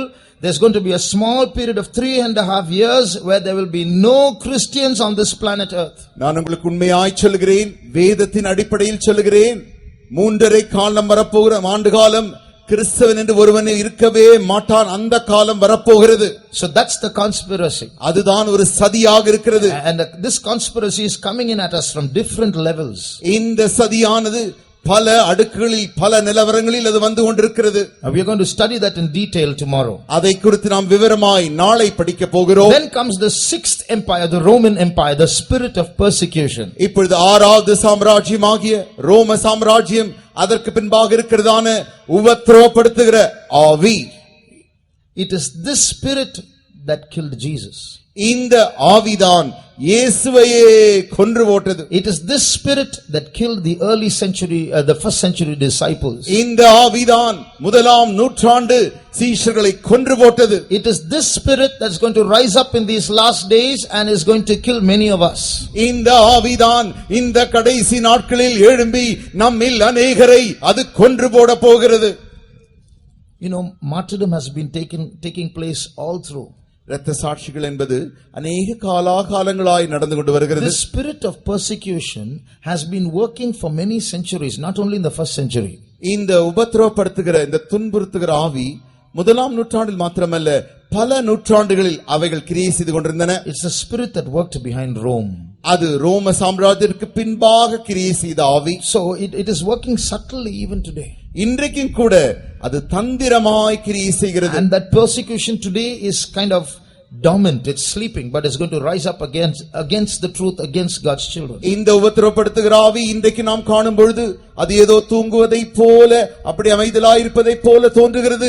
அது தேவனுடைய பிள்ளைகளுக்கு விரோதமாய் அதி சீக்கிரத்தில் அது எழும்ப போகிறது. Tomorrow we are going to see, we are sitting in a part of a world where we are not able to really know what's going on, but in different parts of the world slowly this conspiracy is emerging. இன்றைக்கு நாம் இப்படிப்பட்டதான துன்புறுத்தலான அந்த ஆவி கிரியை செய்கிறதான அப்படிப்பட்ட பூமியின் பகுதியில் நாம் இல்லை, சமாதானமான பகுதியில் இருக்கிறோம். ஆனால் இந்த உலகத்திலே பல தேசங்களில் இந்த துன்புறுத்துகிற ஆவி கொஞ்சம் கொஞ்சமாக மெதுவாக அவைகள் பல விதத்தில் கிரியை செய்கிறதை நாளை காண போகிறோம். So the spirit of Rome is going to rise up. The spirit of persecution against God's people is going to rise up. இந்த ரோம் ஆவியானது, துன்புறுத்துகிற ஆவியானது தேவனுடைய ஜனத்திற்கு விரோதமாய் அது அதி சீக்கிரத்தில் எழும்ப போகிறது. The seventh is the spirit of global unification that's going to work through the coming world empire. உலக ஒற்றுமை ஆவியாகிய இந்த ஏழாம் சாம்ராஜ்யத்தின் ஆவியானது அதி சீக்கிரத்தில் வரப்போகிறது. What's wrong with global unification? It's a good thing, isn't it? உலக ஒற்றுமை என்றால் என்ன? நல்லதுதானே, அதில் ஒன்றும் தீமை இல்லையே. It's good that we all come together, we all be one, breaking away all borders and differences in nationality and languages and caste and so on. பாஷை வித்தியாசம், தேச வித்தியாசம், எல்லை வித்தியாசங்கள் எல்லாம் எல்லா வித்தியாசத்தையும் அழித்து எல்லாரும் ஒற்றுமையாக ஒன்றாக இருப்பது என்பது நல்லதுதானே. But this is an evil spirit of global unification. ஆனால் இது உலக ஒற்றுமைக்கு பின்பாக இருக்கிற பொல்லாத ஆவியா இருக்கிறது. Come back to this symbol. இந்த சின்னத்திற்கு நீங்கள் திரும்பி வரும் பொழுது you see here a pyramid. இங்கே ஒரு பிரமிடை நீங்கள் காண்கிறீர்கள். It's not a completed pyramid, it's a broken pyramid, broken on top. இந்த கோபுரத்தை நீங்கள் காண்கிறீர்கள். இந்த கோபுரம் ஏதோ மேல் வரை கட்டப்பட்ட கோபுரம் அல்ல, அந்த மேலாய் வருகிற இடத்தில் அது உடைந்து போன கோபுரமாய் இருக்கிறது. We all know of a tower that is broken on top, that is unfinished. முடிவு பெறாத, அந்த முடிவு பெறுகிற சூழ்நிலையில் உடைக்கப்பட்டதான ஒரு கோபுரத்தை குறித்து நாம் யாவரும் அறிவோம். It's the Tower of Babel. அது பாபேலின் கோபுரம். So what does the Tower of Babel represent? பாபேலின் கோபுரம் என்னத்தை காண்பிக்கிறது? It represents unity. அது ஒற்றுமையை காட்டுகிறது. A unity, but a unity without God. அது ஒரு ஒற்றுமை, ஆனால் தேவன் இல்லாத ஒரு ஒற்றுமை. If you turn to Genesis chapter 11, ஆதியாகமம் 11ஆம் அதிகாரத்தினுடைய வேதத்தை திருப்புவீர்களே ஆகில், read verse 4. 4ஆம் வசனத்தை வாசியுங்கள். It is written there, lest we be scattered abroad. So they are building this tower to prevent scattering. That means to maintain oneness. அங்கே நாம் வாசிக்கிறோம், இந்த பூமியின் மீதெங்கும் நாம் சிதறி போகாதபடிக்கு என்று சொல்லும் பொழுது நாம் எல்லாரும் ஒன்றாய் இருக்கும்படிக்கு. Read verse 6. 6ஆம் வசனத்தை வாசியுங்கள். அப்பொழுது கர்த்தர், இதோ ஜனங்கள் ஒரே கூட்டமாயிருக்கிறார்கள். ஒரே கூட்டமாயிருக்கிறார். The people is one. ஜனங்கள் ஒரே கூட்டமாயிருக்கிறார்கள். So this is appearing now on this symbol. இந்த காரியம் இந்த சின்னத்தில் இப்பொழுது வெளிப்பட்டிருக்கிறது. But these are a group of evil people. They have Satan behind them. இவர்கள் யாவருமே பொல்லாத கூட்டமாயிருக்கிறார்கள். இவர்களுக்கு பின்பாக சாத்தான் இருக்கிறான். So this global unity is a subtle plan, conspiracy of the devil. ஆகையினாலே இந்த உலக ஒற்றுமை என்பது சொல்வது சாத்தானினாலே பிசாசினாலே தந்திரமாய் ஏற்படுத்தப்படுகிறதான ஒரு திட்டமாய் இருக்கிறது. So here you see an unfinished pyramid like the Tower of Babel. பாபேலின் கோபுரத்தை போல இந்த கோபுரமும் நிறைவு பெறாத கோபுரமாய் இருக்கிறது. But if you see above the pyramid, above the tower is a triangle. It's the completion of this pyramid. It is completed now with this triangle. இந்த கோபுரத்திற்கு மேலாக நீங்கள் ஒரு முக்கோணத்தை காணலாம். அந்த முக்கோணத்தின் மூலமாக இந்த கோபுரத்தை அவர்கள் நிறைவு பெற செய்ய போகிறார்கள். And in that triangle is an eye. அந்த முக்கோணத்திற்குள் ஒரு கண் காணப்படுகிறது. There's a history behind it, but in brief, in our language, it's the eye of Satan. அதற்கு பின்பு ஒரு பெரிய சரித்திரமே இருக்கிறது. ஆனால் நம்முடைய பாஷையில் நாம் காணும் பொழுது அது சாத்தானை குறிக்கிறது. So what does this mean? It's a unity that is going to take place not through God, through the help of Satan. ஆகையினாலே உலகத்தில் ஒரு பெரிய ஒற்றுமை, உலக ஒற்றுமை என்று வரப்போகிறது. அந்த ஒற்றுமையானது தேவனால் அல்ல, பிசாசினால் வரப்போகிறது. So in the beginning it's going to be very attractive, very appealing. Let's all be one. Let's put away all our differences. தொடக்கத்தில் பார்க்கும் பொழுது அது மிக இன்பமாக நல்ல காரியம் போல தோன்றுகிறது. நமக்குள் வித்தியாசங்கள் வேண்டாம், நாம் யாவருமே ஒருமையாய் ஒற்றுமையாய் இருப்போம்.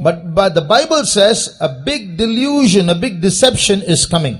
வேதம் சொல்லுகிறது ஒரு கொடிய வஞ்சகம் வரப்போகிறது. So what is that deception? அந்த வஞ்சகம் என்ன? You know, he will gather everyone together. அவன் எல்லாரையும் ஒன்றாய் கூட்டி, and he will unite everyone together and draw every human being against God. அவன் எல்லா மனிதகுலத்தையும் ஒன்றாய் கூட்டி தேவனுக்கு விரோதமாய் அவன் அனுப்ப போகிறான். So the ultimate purpose behind this global unification is to go again. Let's all be one against God. இந்த உலக ஒற்றுமையின் இந்த தத்துவத்திற்கு பின்பாக இருக்கிறதான அந்த நோக்கம் என்னவென்றால் நாம் எல்லாரும் ஒற்றுமையாய் ஒன்றாய் இருப்போம், ஒன்றாய் தேவனுக்கு விரோதமாய் செல்வோம். Come back to Genesis chapter 11 verse 6. இப்பொழுது ஆதியாகமம் 11ஆம் அதிகாரம் 6ஆம் வசனத்துக்கு திரும்பி வாருங்கள். And read the whole verse. முழு வசனத்தையும் வாசியுங்கள். அப்பொழுது கர்த்தர், இதோ ஜனங்கள் ஒரே கூட்டமாய் இருக்கிறார்கள், அவர்கள் அனைவருக்கும் ஒரே பாஷையும் இருக்கிறது, அவர்கள் இதை செய்ய தொடங்கினார்கள், இப்பொழுதும் தாங்கள் செய்ய நினைத்தது ஒன்றும் தடைபட மாட்டாது என்று இருக்கிறார்கள். See what they have imagined to do, now no one is going to stop them. அவர்கள் செய்ய நினைத்ததை ஒருவராலும் தடைபட செய்ய முடியாது என்று இருக்கிறார்கள். So it's a bad unity, something that God is displeased about. It's a dangerous unity. இது ஒரு தவறான ஒற்றுமையாய் இருக்கிறது, ஆபத்தான ஒற்றுமையாய் இருக்கிறது, தேவனுக்கு பிரியமில்லாத ஒற்றுமையாய் இருக்கிறது. So that's why God stopped that unity by confounding the languages. It's a unity against God then itself. அங்கேயே தேவனுக்கு விரோதமாய் போனபடியினால் தான் தேவனுடைய பாஷைகளை தாறுமாறாக்கி போட்டார். So that's rising up here now again. அதே காரியம் இங்கே மறுபடியுமாய் எழும்பி வந்து கொண்டிருக்கிறது. You know there are many meanings for this symbol. இந்த சின்னத்திற்கு பல அர்த்தங்கள் உண்டு. One meaning is, ஒரு அர்த்தம், what our forefathers could not complete in the days of Babel, we will finish through the help of Satan. பாபேலின் நாட்களில் எங்களுடைய முற்பிதாக்கள் என்ன காரியத்தை நிறைவு பெற முடிவு பெற செய்ய முடியாமல் போனார்களோ அதே காரியத்தை நாங்கள் செய்து முடிப்போம். So that's a rebellion against God. That's why this unity, it's not a good unity. அது தேவனுக்கு விரோதமாய் எழும்புகிறதான அந்த விரோதம் ஆகினாலே அது தெய்வீக ஒற்றுமை அல்ல. So all these spirits coming together as the seven heads of the beast is the background of this big conspiracy. இந்த ஏழு ஆவிகளும் இந்த ஏழு தலைகளாக இப்படி வருகிறது. இவைகள் யாவும் சேர்ந்து ஒரே மிருகமாய் தேவனுக்கு விரோதமாய் சதியாய் வருகிறது. So I'm just going to introduce to you what is going to be the center of this conspiracy, and then we'll conclude. இப்பொழுது இந்த சதியின் மையத்திற்கு நாம் வரப்போகிறோம். அதை குறித்து அறிந்தவுடனே நாம் கூட்டத்தை முடிக்க போகிறோம். Satan has always had this lust for power. சாத்தானுக்கு எப்பொழுதுமே ஆளுகையின் மேல் ஒரு பெரிய ஆசை, இச்சை இருந்தது. He has always wanted to rule the world, rule mankind, and even rule God. அவனுக்கு எப்பொழுதுமே மனிதனை ஆள வேண்டும், உலகத்தை ஆள வேண்டும், ஏன் தேவனையுமே ஆள வேண்டும் என்கிறதான ஆளுகையின் ஆசை இருந்தது. That's why, not satisfied with ruling the whole world in the 7-year tribulation, he unites the whole world against God. ஆகையினாலேதான் இந்த உபத்திர காலகட்டத்தில் 7 ஆண்டுகளில் அவன் ஆளுவதிலே அப்படி திருப்திப்படாமல் அப்படியே மனித குலத்தை கூட்டி தேவனுக்கு விரோதமாக அனுப்பும்படி முயற்சிக்கிறான். But he can't work against God. அவனால் தேவனுக்கு விரோதமாய் கிரியை செய்ய முடியாது. He will try it, but he won't succeed. முயற்சி செய்வான், ஆனால் ஒரு காலம் அவனுக்கு அது வாய்க்காது. But he tries to do it in an indirect way. ஆனால் அதை மறைமுகமாய் அவன் செய்ய முயற்சிக்கிறான். Supposing this brother is very strong, too powerful for me, and I hate him. உதாரணமாக இந்த சகோதரன் எனக்கு பார்க்கும் பொழுது சரீரத்தில் அவர் நல்ல பலமுள்ளவராக இருக்கிறார் என்று வைத்துக் கொள்ளுங்கள். ஆனாலும் நான் அவரை வெறுக்கிறேன் என்று வைத்துக் கொள்ளுங்கள். I can't fight with him directly. என்னால் அவரோடு நேரடியாக சண்டை போடக்கூடியதான பலன் இல்லை. But I can do one thing. ஆனால் என்னால் ஒன்று செய்ய முடியும். When his child goes to school, I can kidnap his child. இவருடைய மகன் பிள்ளை பள்ளிக்கு போனால் போதும், அங்கே போய் அந்த பிள்ளையினால் கடத்தி எடுத்து செல்ல முடியும். And I can put a gun on the forehead of this child and threaten him. இந்த பிள்ளையின் தலையிலே துப்பாக்கி வைத்துக் கொண்டு இந்த தகப்பனாரை என்னால் அச்சுறுத்த முடியும். That's what Satan is going to do. அதைதான் சாத்தான் செய்கிறான். Because he can't work against God, he will work against God's children.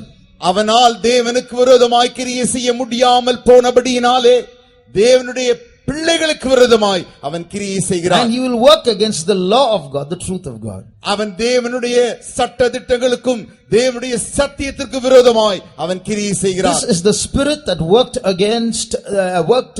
through the Medo-Persian Empire. இந்த ஆவிதான் மீதியானிய பாரசீகத்தின் ராஜ்யத்தில் பின்பாக மறைந்து கிரியை செய்த ஆவி. So I told you of two major conspiracies, both of which took place during this empire. நான் ஏற்கனவே சொன்னேன், இந்த ராஜ்யத்தில் தானே இரண்டு பெரிய சதியின் ஆவிகள் கிரியை செய்தது.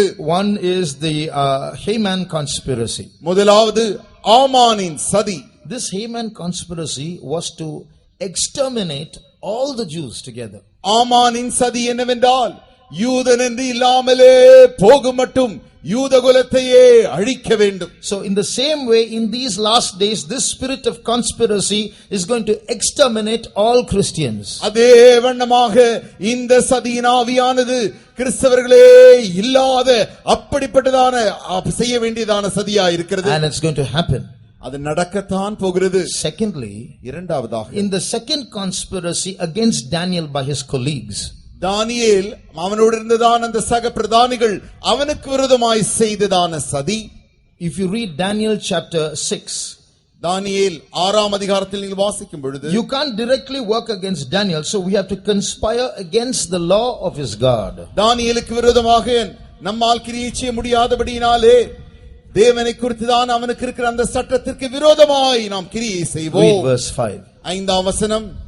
அப்பொழுது அந்த மனுஷர், நாம் இந்த தானியேலை அவனுடைய தேவனை பற்றிய வேத விஷயத்திலே குற்றப்படுத்தும் முகாந்தரத்தை கண்டுபிடித்தால் ஒழிய அவனை வேறொன்றிலும் குற்றப்படுத்தும் முகாந்தரத்தை கண்டுபிடிக்க கூடாது என்றார்கள். So here is a conspiracy against the law of Daniel's God. தானியேலின் தேவனை பற்றிய விஷயத்திலே ஒரு சதி உண்டாக்குகிறார்கள். வேத விஷயத்திலே ஒரு சதி உண்டாக்குகிறார்கள். So this is the second angle of the conspiracy. இது இந்த சதியின் இரண்டாவது திட்டமாக இருக்கிறது. So again this spirit is going to rise up against God's people and against God's law.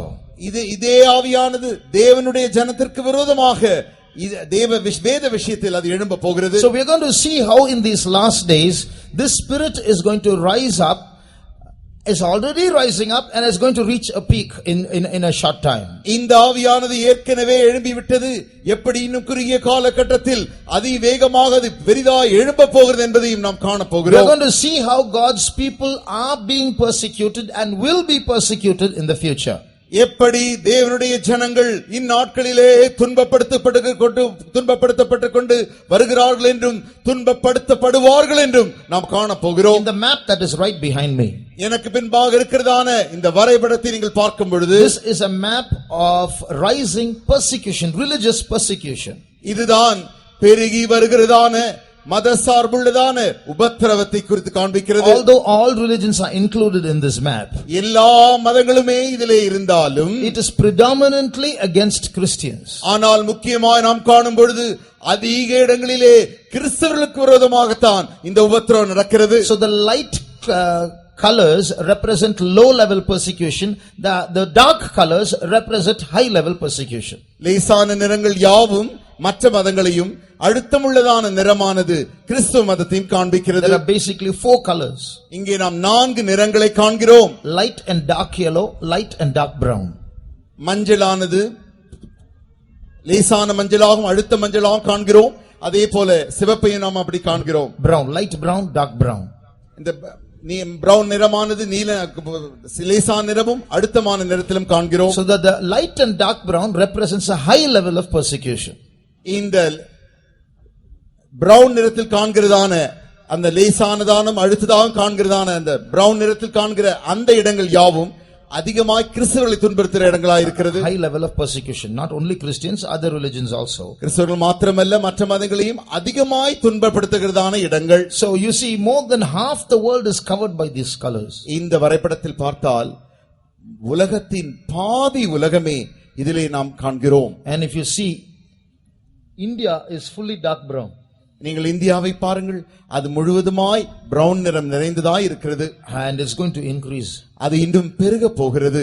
So we are going to see tomorrow in detail how this is happening all over the world, and it's slowly going to come towards us. எப்படி இது முழு உலகத்திலும் இப்படி பெருகிக் கொண்டிருக்கிறது என்றும் கொஞ்சம் கொஞ்சமாக நம்மையே நோக்கி இது வரப்போகிறது என்பதை நாம் காண So போகிறோம். there's one observation that we have to make when we listen to all these things. இந்த காரியங்கள் யாவை நீங்கள் கேட்கும் பொழுது நாம் அறிந்து கொள்ள வேண்டிய ஒரு காரியம், Satan is very busy. சாத்தான் மிக அலுவலாய் இருக்கிறான். The second observation, இரண்டாவது காரியம், we are sleeping. நாமோ தூங்கிக் கொண்டிருக்கிறோம். His plan, the center point of this conspiracy is against Christians. அவனுடைய முழு திட்டமே, அந்த சதியின் மைய பொருளே கிறிஸ்தவர்களை அவன் துன்புறுத்த வேண்டும். So he's going to grab the whole world, but specifically the conspiracy is focused against God's children. முழு உலகத்தையுமே பற்றிக்கொள்ள வேண்டும் என்று அவனுடைய நோக்கம் இருந்தாலும் மையமாக தேவனுடைய பிள்ளைகளுக்கு விரோதமாக அவன் சதி செய்வதே. So we need to get ready to escape that conspiracy, but we are not prepared. ஆனால் அந்த சதியிலிருந்து நாம் நம்மை தப்பித்துக் கொள்ள ஆயத்தம் செய்ய வேண்டும். ஆனால் நாமோ ஆயத்தமாய் இல்லை. Like those 10 virgins, we are all sleeping. அந்த 10 கன்னிகைகளைப் போல நாம் எல்லாரும் தூங்கிக் கொண்டிருக்கிறோம். Like the hare and the tortoise, sometimes our sleep is a sleep of overconfidence. We think nothing is going to happen. எப்படி ஆமை முதலையும் போல ஒன்றின் மேல் ஒன்று தூங்கிக் கொண்டே இருக்கிறோம், எதுவுமே நடக்காதது போல தூங்கிக் கொண்டிருக்கிறோம். Hare and the tortoise and the முயலும் ஆமையும். So here the hare went to sleep thinking nothing is going to happen, lost the race. முயலானது நினைத்தது ஒன்றுமே நடக்கவில்லை என்று தூங்கிக் கொண்டிருந்தது. And suddenly we see the tortoise overtook it. திடீரென்று ஆமை வந்து அதை மீட்டுக் கொண்டது. In the same way we have gone to sleep not realizing there's an adversary getting ready to trap us. நமக்கு விரோதமாய் சத்து நம்மை தாக்கும்படிக்கு பிடிக்கும்படிக்கு அவன் ஆயத்தமாய் அப்படி கிரியை செய்து கொண்டிருக்கிறான் என்பதை நாம் அறியாமல் இருக்கிறோம். One man of God said, ஒரு தேவனுடைய மனுஷன் சொன்னார், the world sleeps in darkness, உலகமானது இருளிலே தூங்கிக் கொண்டிருக்கிறது, and the church sleeps in the light. தேவனுடைய சபையானது வெளிச்சத்திலே தூங்கிக் கொண்டிருக்கிறது. ரெண்டுமே தூங்கிக் கொண்டிருக்கிறது. One is sleeping in darkness, the other is sleeping in light. What's the difference? ஒன்று இருளிலே தூங்குகிறது, இன்னொன்று வெளிச்சத்தில் தூங்குகிறது. So we need to wake up, and that's the reason for these Bible studies. நாம் விழித்தெழ வேண்டும். அதுதான் இந்த வேத பாடத்தில் நடக்கிறதான காரணம். Let's read a verse. இப்பொழுது ஒரு வசனத்தை வாசிப்போம். Ephesians chapter 5 and verse 14. எபேசியர் 5ஆம் அதிகாரம் 14ஆம் வசனம். ஆதலால் தூங்குகிற நீ விழித்து மரித்தோரை விட்டு எழுந்திரு, அப்பொழுது கிறிஸ்து உன்னை பிரகாசிப்பிப்பார் என்று சொல்லி இருக்கிறார். Wherefore he saith, awake thou that sleepest, and arise from the dead, and Christ shall give thee light. In English, Christ shall give thee light. ஆங்கிலத்தில் வாசிக்கிறோம், கிறிஸ்து உனக்கு ஒளியை தருவார். What light will he give? என்ன ஒளியை அவர் தருவார்? There was a man called C.S. Lewis. C.S. Lewis என்கிறதான ஒரு மனிதர் இருந்தார். He was a very wise man. He was an atheist, and then he became a Christian. அவர் ஒரு மிகப்பெரிய ஞானி. முதலாவது ஒரு நாஸ்திகனாக இருந்தார், பின்பு அவர் கிறிஸ்தவனாய் மாறினார். And he made the statement. இந்த வாக்கியத்தை அவர் சொன்னார், I believe in God like I believe in the sun. எப்படி நான் சூரியனை நம்புகிறேனோ அதே வண்ணமாக தேவனையும் நம்புகிறேன். And then he said, not because I see the sun. அதற்கு பின்பு அவர் என்ன சொன்னார் என்றால், சூரியனை நான் பார்க்கிறபடியினால் அல்ல, but because through the sun I see everything else. ஏனென்றால் சூரியனின் மூலமாக நான் மற்ற எல்லாவற்றையும் நான் காண்கிறதுனாலே. In other words, I believe in Christ, I believe in God, because through God I'm able to see the whole world and life itself differently. That's light. மற்ற வார்த்தையில் சொல்லப்போனால், நான் தேவனை நம்புகிறேன், ஏனென்றால் தேவன் மூலமாக மற்ற எல்லாரையும் நான் காண்கிறேன், ஏனால் தேவனே ஒளியாக இருக்கிறபடியால். If the sun disappears, everything disappears. சூரியன் மறைந்து போனால் எல்லாமே மறைந்து போகிறது. The same way, if God disappears from my life, everything I see is through dark eyes. I will misinterpret things, I will be misled. அதே வண்ணமாக தேவனை நான் மறந்து போனால், அவர் என்னில் மறைந்து போனால், என்னால் ஒன்றுமே காண முடியாது.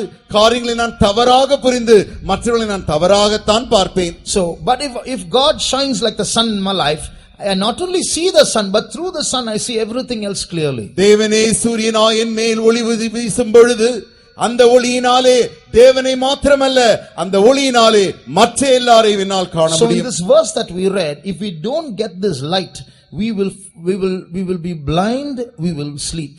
இந்த வசனத்தின்படி நாம் வாசித்தோமே, நாம் இந்த ஒளியை பெறாத பட்சத்தில் நாம் குருடராயும் தூங்குகிறோமாயிருப்போம். What is that sleep? இந்த தூக்கம் என்ன? Sometimes when people are very sleepy, you wake them up, they will open their eyes, turn over to the other side and sleep. சில நேரத்தில் சில ஜனங்கள் நன்றாக தூங்குவார்கள். அப்படி தூங்கும் பொழுது நீங்கள் அவர்களை எடுத்து வெளிப்பாட்டி எழுப்பினால் அப்படி முழித்து பார்த்து மறுபக்கத்தில் திரும்பி படுத்துக் கொள்வார்கள். So that's what happens in spiritual life also. அதே வண்ணமாக நம்முடைய ஆவிக்குரிய ஜீவிதத்தில் நடக்கிறது. Now we will wake up. Oh, Jesus is coming very soon. Terrible things are happening. I must get ready. Praise the Lord, praise the Lord. And after 4-5 days, after this Bible study is over, we'll go back to the other side and sleep. இப்பொழுது வேத பாடத்தின் மத்தியில் நாம் எழுந்து கொள்வோம். ஆம், இயேசு வரப்போகிறார், பயங்கரமான காரியம் நடக்க போகிறது, நான் ஆயத்தம் செய்ய வேண்டும் என்று எல்லாம் செய்வோம். 4-5 நாட்களுக்கு பின்பு இந்த பைபிள் ஸ்டடி முடிந்த பின்பு, வேத பாடம் முடிந்த பின்பு மறுபடியுமாய் நாம் தூங்குகிறோம், மறுபக்கம் திரும்பி தூங்குகிறோம். So that's what is going. So we need light. We need to wake up permanently out of sleep. Otherwise we are not going to be ready when the conspiracy converges towards us. நமக்கு ஒளி வேண்டும், நாம் தூங்கக்கூடாது, தூக்கத்திலிருந்து எழும்பத்தான் வேண்டும், அல்லது இந்த சதியானது நம்மை சதிக்குள்ளாக்கிவிடும். See, the work of the devil is to blind us against this light. இந்த பிசாசின் வேலை என்னவென்றால் இந்த ஒளிக்கு விரோதமாக நம்மை குருடாக்குவது. That's why it is written, the God of this world, that's the spirit of darkness, has blinded the minds that they might not believe. அவர்கள் விசுவாசியாதபடிக்கு இப்பிரபஞ்சத்தின் லோகாதிபதியானது அவருடைய மனதை குருடாக்கி இருக்கிறார். So these days we need that light to shine in our lives, in our minds, so that we might really understand what's going on around and also know how to get ready. நம்மை சுற்றிலும் என்ன நடக்கிறது என்றும் அதை அறிந்து எப்படி நாம் நம்மை ஆயத்தமாக்கிக் கொள்ள வேண்டும் என்பதற்காக நாம் இந்த வெளிச்சத்தை பெற்று அந்த வெளிச்சத்தில் நடக்க வேண்டும். So the conspiracy is working against God's elect also. இந்த சதியானது தேவனால் தெரிந்து கொள்ளப்பட்டவர்களுக்கு விரோதமாகவும் அது கிரியை செய்கிறது. So on one side it will blind us, on the other side it's coming closer and closer, and when it comes close we are not ready. ஒரு பக்கத்தில் அது நம்மை குருடாக்கி கொண்டிருக்கிறது, மறுபக்கத்தில் அது நம்மை நோக்கி அருகாமையில் கொஞ்சம் கொஞ்சமாக வந்து கொண்டே இருக்கிறது. So today we are going to pray that God will give us that light. இன்றைக்கு தேவன் நமக்கு ஒளியை தரும்படியாக நாம் ஜெபிக்க போகிறோம். When that light shines in our mind, we will be able to see things clearly as they are. அந்த ஒளியானது நம்முடைய மனதிலே பிரகாசிக்கப்படும் பொழுது காரியங்களை இருக்கிற வண்ணமாக அப்படியே நம்மால் காண முடியும். About this light it is written, the light shines in darkness. இந்த ஒளியை குறித்து தான் நாம் இங்கே எழுதப்பட்டிருக்கிறது. இந்த ஒளியானது இருளிலே பிரகாசிக்கப்பட போகிறது. Our minds are sometimes preoccupied with the things of this world, and we are not able to lift up our heads and look up. நம்முடைய மனதானது இந்த உலகத்தின் காரியங்களினாலே முற்றிலுமாய் அப்படி அலுவலாய் காணப்பட்டு வானத்தை நம்மால் அன்னார்ந்து கூட பார்க்க முடிகிறதில்லை. You know, if this light doesn't shine in our minds, இந்த ஒளியானது நம்முடைய மனதில் பிரகாசிக்காமல் போனால், we will look at this world not as a sinking ship, but as something very beautiful to live in. இந்த உலகமானது அமிழ்ந்து போகிற ஒரு கப்பலாக நாம் காணாமல் இன்பமான ஒரு நல்ல ஒரு செழிப்பான இடமாய் காண்கிறோம். It's very sad that so many Christians who are supposed to be getting ready to go are so preoccupied. They are praying for, fasting for, crying for, what you know, settling in this world well. இந்த உலகத்தில் அநேக கிறிஸ்தவர்கள் அண்ணாந்து பார்த்து தங்களை ஆயத்தப்படுத்துவதற்கு மாறாக உபவாசம் எடுத்து ஜெபித்து இரவெல்லாம் ஜெபித்து கடுமையாக அவர்கள் எதற்கு ஜெபிக்கிறார்கள் தெரியுமா? நன்றாக இந்த உலகத்தில் இன்பமாக உல்லாசமாக இருக்கும்படிக்கு. Shall we close our eyes? நம்முடைய கண்களை மூடுவோமா? That is that darkness. அதுதான் அந்த இருளாய் இருக்கிறது. That is that sleep. அதுதான் அந்த தூக்கமாய் இருக்கிறது. Wherefore awake thou that sleepest, arise from amongst the dead, and Christ shall give you light. ஆகையினால் தூங்குகிறவர்களே விழித்தெழும்புங்கள், கிறிஸ்து உங்களுக்கு வெளிச்சத்தை தருவார். மரித்தவர்கள் மத்தியிலிருந்து எழும்புங்கள். Rise up from the dead. அப்படி என்றால் இந்த தூக்கம் ஒரு அபாயகரமான தூக்கமா இருக்கிறது. If so, the sleep has become a dangerous sleep. இந்த தூக்கத்திலிருந்து எழும்பாவிட்டால், if you don't rise up from the sleep, இது மரித்தவர்கள் மத்தியில் இருக்கிற ஒரு தூக்கமா இருக்கிறது. This is a sleep among the people who are dead.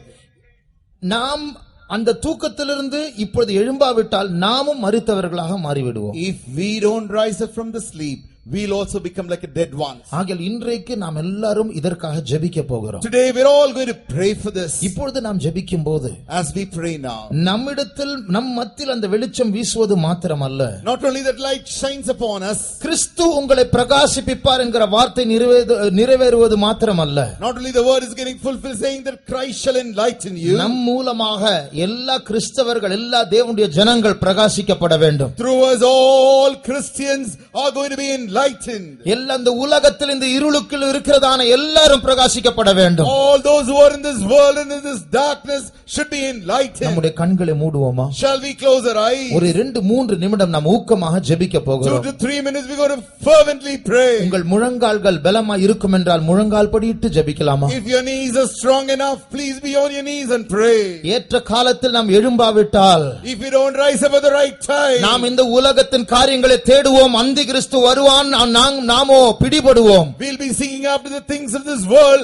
Antichrist will be coming and we'll be caught with him. என் மனதை சூழ்ந்திருக்கிற இருள் என்னை விட்டு நீங்க வேண்டும். The darkness which is surrounding my mind should be removed. என் ஜனங்கள் அறிவில்லாமல் சங்காரமாகிறார்கள். My people are perished without knowledge. ஆகையால் நம்மை எழுப்பக்கூடிய உணர்த்தக்கூடியதான ஒளி நம்முடைய மத்தியில் வீச வேண்டும். Let the light which is going to rise us, which is going to quicken us, must shine. அதற்காக கொஞ்ச நேரம் நாம் ஊக்கமாக ஜெபிக்க போகிறோம். We're going to fervently pray for some நாம் time. கொஞ்சம் நேரமாக இருந்தாலும் கொஞ்சம் நேரம் ஜெபித்தாலும், Though we pray for a little time, நாம் பலவீனராய் இருந்தாலும், though we are weak, நம்மில் அநேகர் இருளில் இருந்தாலும், though some of us are in darkness, தேவனுக்கேற்ற பாரங்கள் இல்லாமல் உலகத்துக்குரிய பாரங்களோடு இங்க வந்திருந்தாலும், though we have come here with a worldly burden and not with the burden of the Lord, நம் மத்தியில் இருக்கிற தேவன் பெரியவராய் இருக்கிறபடினால், because our God is in our midst is so great. இன்றைக்கு நாம் ஊக்கமாக ஜெபித்தால், If we pray fervently today, இந்த உலகத்தின் ஒரு மூலையில் நடக்கிறதா இந்த கூட்டங்கள் முழு உலகத்தை மாற்றி அமைக்கும். the meetings which are taking place in some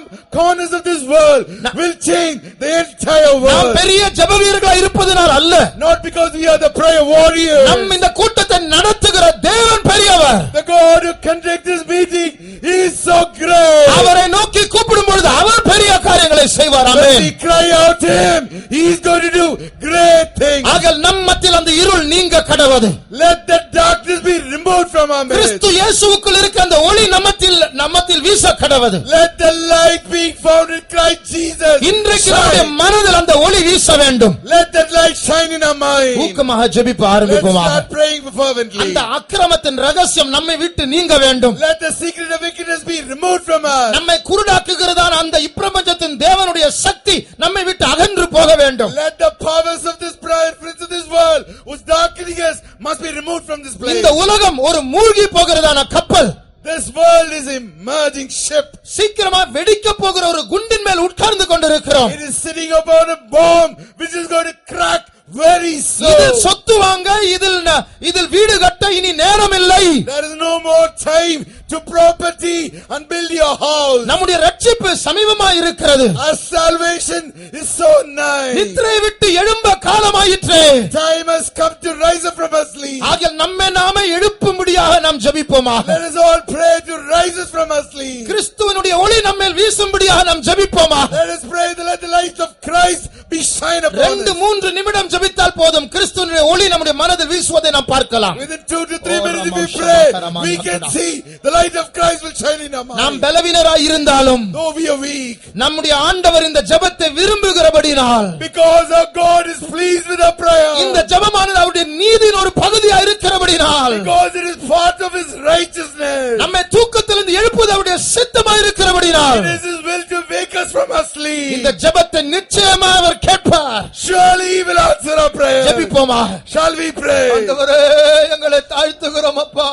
சர்வ வல்லமுள்ள தேவனே, நாங்கள் அந்த புத்தி உள்ள கன்னிகைகளை போல புத்தி உள்ளவர்களாய் இருந்தாலும் தூங்கிக் கொண்டு இருக்கிறோம் ஆண்டவரே. நித்திரை விட்டு எழும்ப நேரம் ஆயிற்று, ஆனாலும் தூங்கிக் கொண்டு இருக்கிறோம் ஆண்டவரே.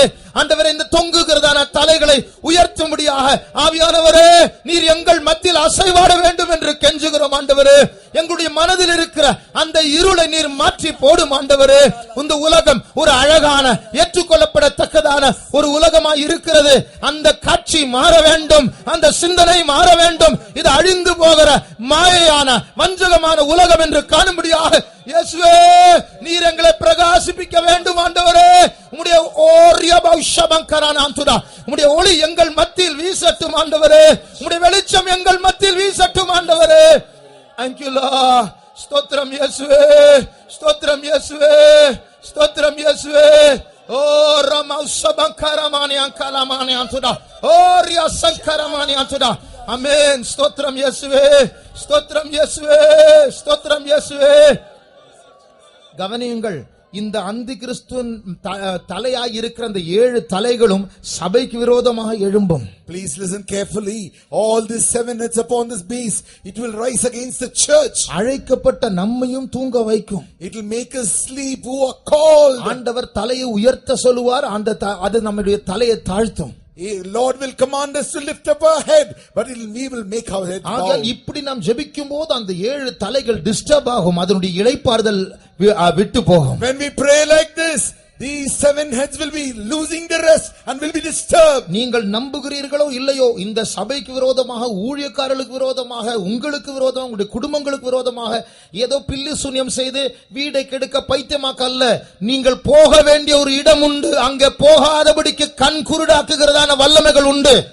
If not against your family, your job, your church, the servants of God who are praying here, it works against them. It will darken them so that they will not reach the place where they ought to reach. இன்றைக்கு நம்மத்தில் வீசுகிற அந்த ஒளிக்கு விரோதமாய் கிரியை செய்கிற அந்தகாரத்தின் வல்லமைகள், the powers of darkness which are working against the light which we are preaching today. நீ சீயோனை பார்க்காதே, Don't look at Zion. நீ எருசலேமை பார்க்காதே, Don't look at Jerusalem. அது எங்கேயோ இருக்கிற தேசம். It is somewhere lying. இந்த உலகத்தை பார், எவ்வளவு பிரகாசமாய் இருக்கிறது. Look at this world, it's so shining. ஆனால் கர்த்தர் நம்முடைய தலைகளை உயர்த்த போகிறார். But the Lord is going to make our heads lift up. நம்முடைய கண் குருடாக்கப்பட்டிருந்தாலும் கர்த்தர் நம்முடைய கண்களை திறக்க போகிறார். Oh, eyes are blinded. The Lord is going to open our eyes. நம்முடைய கண்கள் தூரத்தில் இருக்கிற தேசத்தை காண போகிறது. Our eyes going to see that land which is far off. கர்த்தர் இந்த உலகத்தின் ஒளியாக நம் மத்தியில் எழுந்தருளுவார். அன்றைக்கு அந்தகாரத்தின் வல்லமைகள் சிதறுண்டு போக போகிறது. Lord will rise as a light to this world, and that day the powers of darkness. இப்பொழுது அந்த வல்லமை கிரியை செய்து கொண்டிருக்கிறது. Right now that power is working. கர்த்தருடைய ஒளி நம்மத்தில் வீசிக் கொண்டிருக்கிறது. Light of the Lord is working in our midst. பரிசுத்த ஆவியானவர் நம்மத்தில் அசைவாடி கொண்டிருக்கிறார். Holy Spirit is moving in our midst. இப்பொழுது ஒரு யுத்தம் நடந்து கொண்டிருக்கிறது. Right now is a battle going on. நீங்கள் செய்த அந்த 2 நிமிட ஜெபத்தின் நிமித்தம் ஒரு யுத்தம் ஆரம்பித்திருக்கிறது. Because of your prayer which you prayed for 2 minutes, the battle has started. பட்டயங்கள் மோதிக்கொண்டிருக்கிறது. The swords are hitting each other. ஒரு சில 100 பேர் தான், ஆனால் பெரிய யுத்தம் ஆகாய மண்டலங்கள் நடந்து கொண்டிருக்கிறது. There are only few hundred, but there are mighty wars are going on. இதுவரைக்கும் தோல்வியின் பக்கத்தில் இருக்கிற கர்த்தர் யுத்தத்தை திருப்புகிறார். The Lord is turning the battle.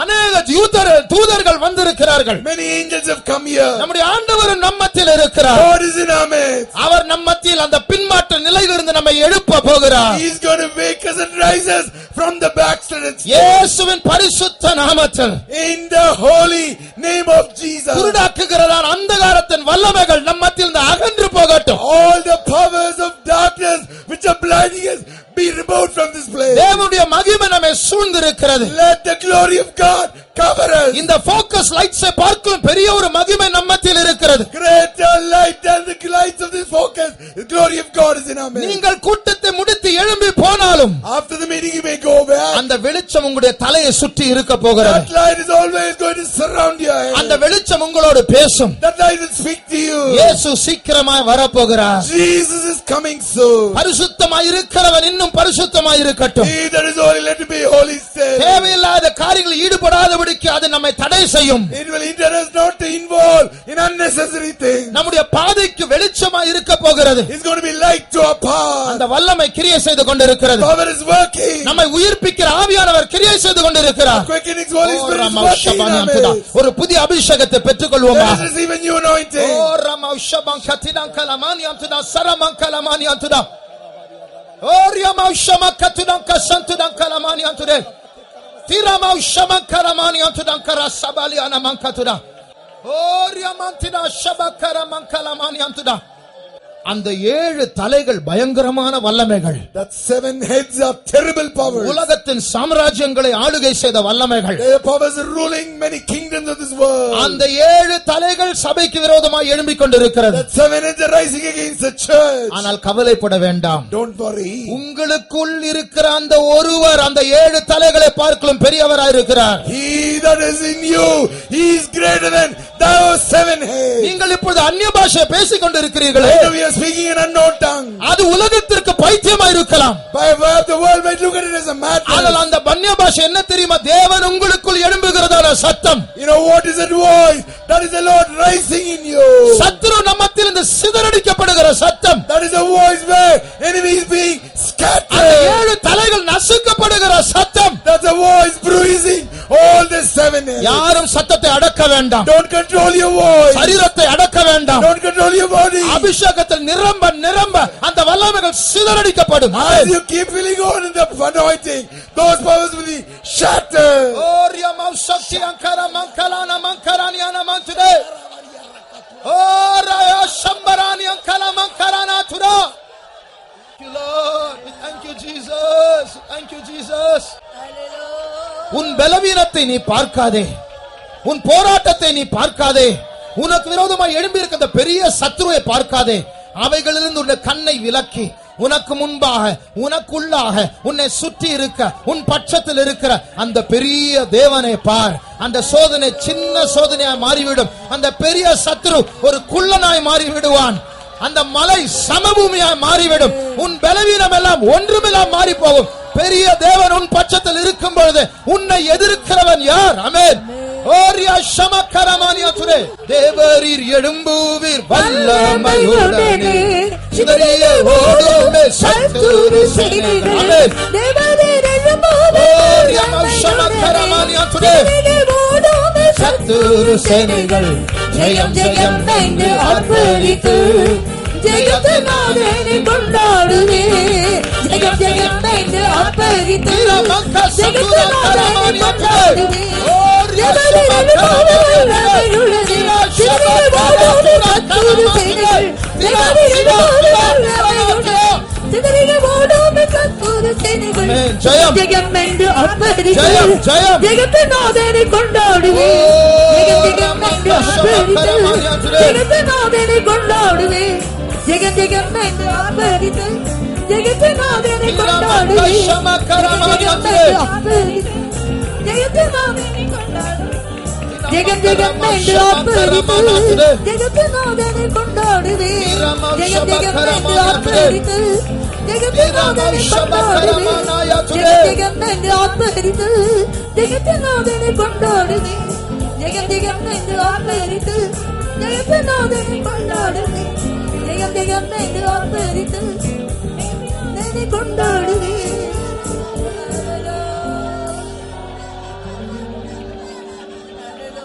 Hallelujah, hallelujah, hallelujah, hallelujah. Praise the Lord. Stotram, stotram, stotram, stotram, stotram, stotram. Amen. Amen. நாம் கர்த்தரை ஸ்தோத்திரிப்போம். Hallelujah, hallelujah, hallelujah, hallelujah, hallelujah. Stotram, stotram, stotram, stotram, stotram, stotram. கர்த்தர் தம்முடைய பெரிதான கிருபையினால் இந்த கூட்டத்தொடரின் இந்த முதலாவது நாள் கூட்டத்தை கர்த்தர் ஆசீர்வதித்தார். ஸ்தோத்திரிப்போம். Praise the Lord, praise the Lord. ஸ்தோத்திரம், ஸ்தோத்திரம், ஸ்தோத்திரம், ஸ்தோத்திரம், ஸ்தோத்திரம், ஸ்தோத்திரம், ஸ்தோத்திரம், ஸ்தோத்திரம், ஸ்தோத்திரம், ஸ்தோத்திரம், ஸ்தோத்திரம், ஸ்தோத்திரம், ஸ்தோத்திரம், ஸ்தோத்திரம், ஸ்தோத்திரம், ஸ்தோத்திரம்.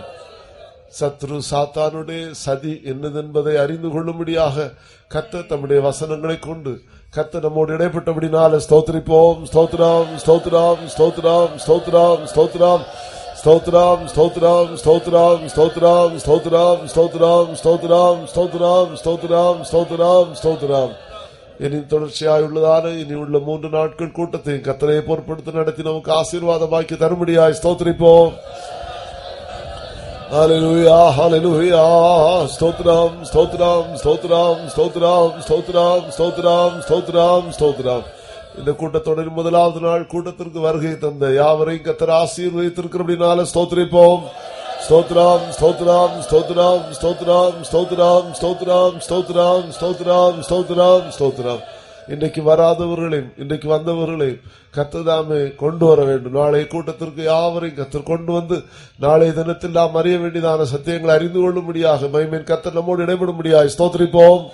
ஸ்தோத்திரம் ஸ்தோத்திரம் ஸ்தோத்திரம் ஸ்தோத்திரம் ஸ்தோத்திரம் ஸ்தோத்திரம் ஸ்தோத்திரம் ஸ்தோத்திரம் ஸ்தோத்திரம் ஸ்தோத்திரம் ஸ்தோத்திரம் ஸ்தோத்திரம் ஸ்தோத்திரம் ஸ்தோத்திரம் ஸ்தோத்திரம். இரவு நடைபெறக்கூடிய ஜபங்களை கர்த்தர் ஆசீர்வதிக்கும்படியாகும். தொடர்ச்சியாய் பகல் நடக்கக்கூடிய ஊழியங்களையும் கர்த்தர் நடத்தி ஆசீர்வதிக்கும்படியாய் ஸ்தோத்திரிப்போம். ஸ்தோத்திரம் ஸ்தோத்திரம் ஸ்தோத்திரம் ஸ்தோத்திரம் ஸ்தோத்திரம் ஸ்தோத்திரம் ஸ்தோத்திரம். பிதா குமாரன் பரிசுத்த ஆவியானவருக்காய் ஸ்தோத்திரிப்போம். ஸ்தோத்திரம் ஸ்தோத்திரம் ஸ்தோத்திரம். எல்லா கனமையும் கர்த்தருக்கு கொடுத்து ஸ்தோத்திரிப்போம். ஸ்தோத்திரம் ஸ்தோத்திரம் ஸ்தோத்திரம் ஸ்தோத்திரம் ஸ்தோத்திரம். ஜெபம் பண்ணுவோம். அன்பான பிதாவே என்று துதிக்கிற ஸ்தோத்திரிக்க ராஜா. கத்தாவே இந்த தேசத்தை நேசித்து இந்த ஜனங்களை நேசித்து கத்தாவே இப்பொழுதான ஒரு பெரிய ஒரு கூட்டத்தை நீ ஆயத்தப்படுத்தி தந்தபடியா நன்றியோர் துதிக்கிற ஸ்தோத்திரிக்க ராஜா. கத்தாவே சத்தியத்தை அறிவீர்கள், சத்தியங்கள் விடுதலாக்கும் என்று வேத வசனத்தின்படி இந்த ஜனங்களுடைய எல்லா மனக்கண்களையும் கத்தாவே சத்துரு கூடாக்கி வைத்திருக்கிறான். ஆனாலோ கத்தாவே உம்முடைய சத்தியத்தை வெளிச்சத்திலே கத்தாவே அந்த கிறிஸ்துவின் சதி எங்குதான அந்த சதி திட்டத்தை கத்தா வேத வசனத்தின் மூலமாக தெல்ல தெளிவாக இந்த முதல் நாள் கூட்டத்தை நீ வெளிப்படுத்தினபடியா நன்றியோடு துதிக்கிற ஸ்தோத்திரிக்க ராஜா. உண்மையாவே கத்தாவே ஆண்டவர் விவேகி ஆபத்தை கண்டு மறைந்து கொள்கிறாய் என்றும் பேதையோ நெடுக போய் தண்டிக்கப்படுகிறான் என்கிறதான வசனத்தின் மூலமாக கத்தாவே அதை மையப்பொருளாக வைத்து இன்றைக்கு பேசின ஒவ்வொரு வார்த்தைகளுக்காக நன்றியோடு ஸ்தோத்திரிக்க ராஜா. இதோ ஒரு ஆபத்து காலம் வரப்போகிறது கத்தாவே. அந்த கிறிஸ்துவின் சதி திட்டத்துக்குள் கத்தா முழு உலகம் கத்தாவே அப்பா சிக்கிக் கொள்ள போகிறது ஆண்டவரே.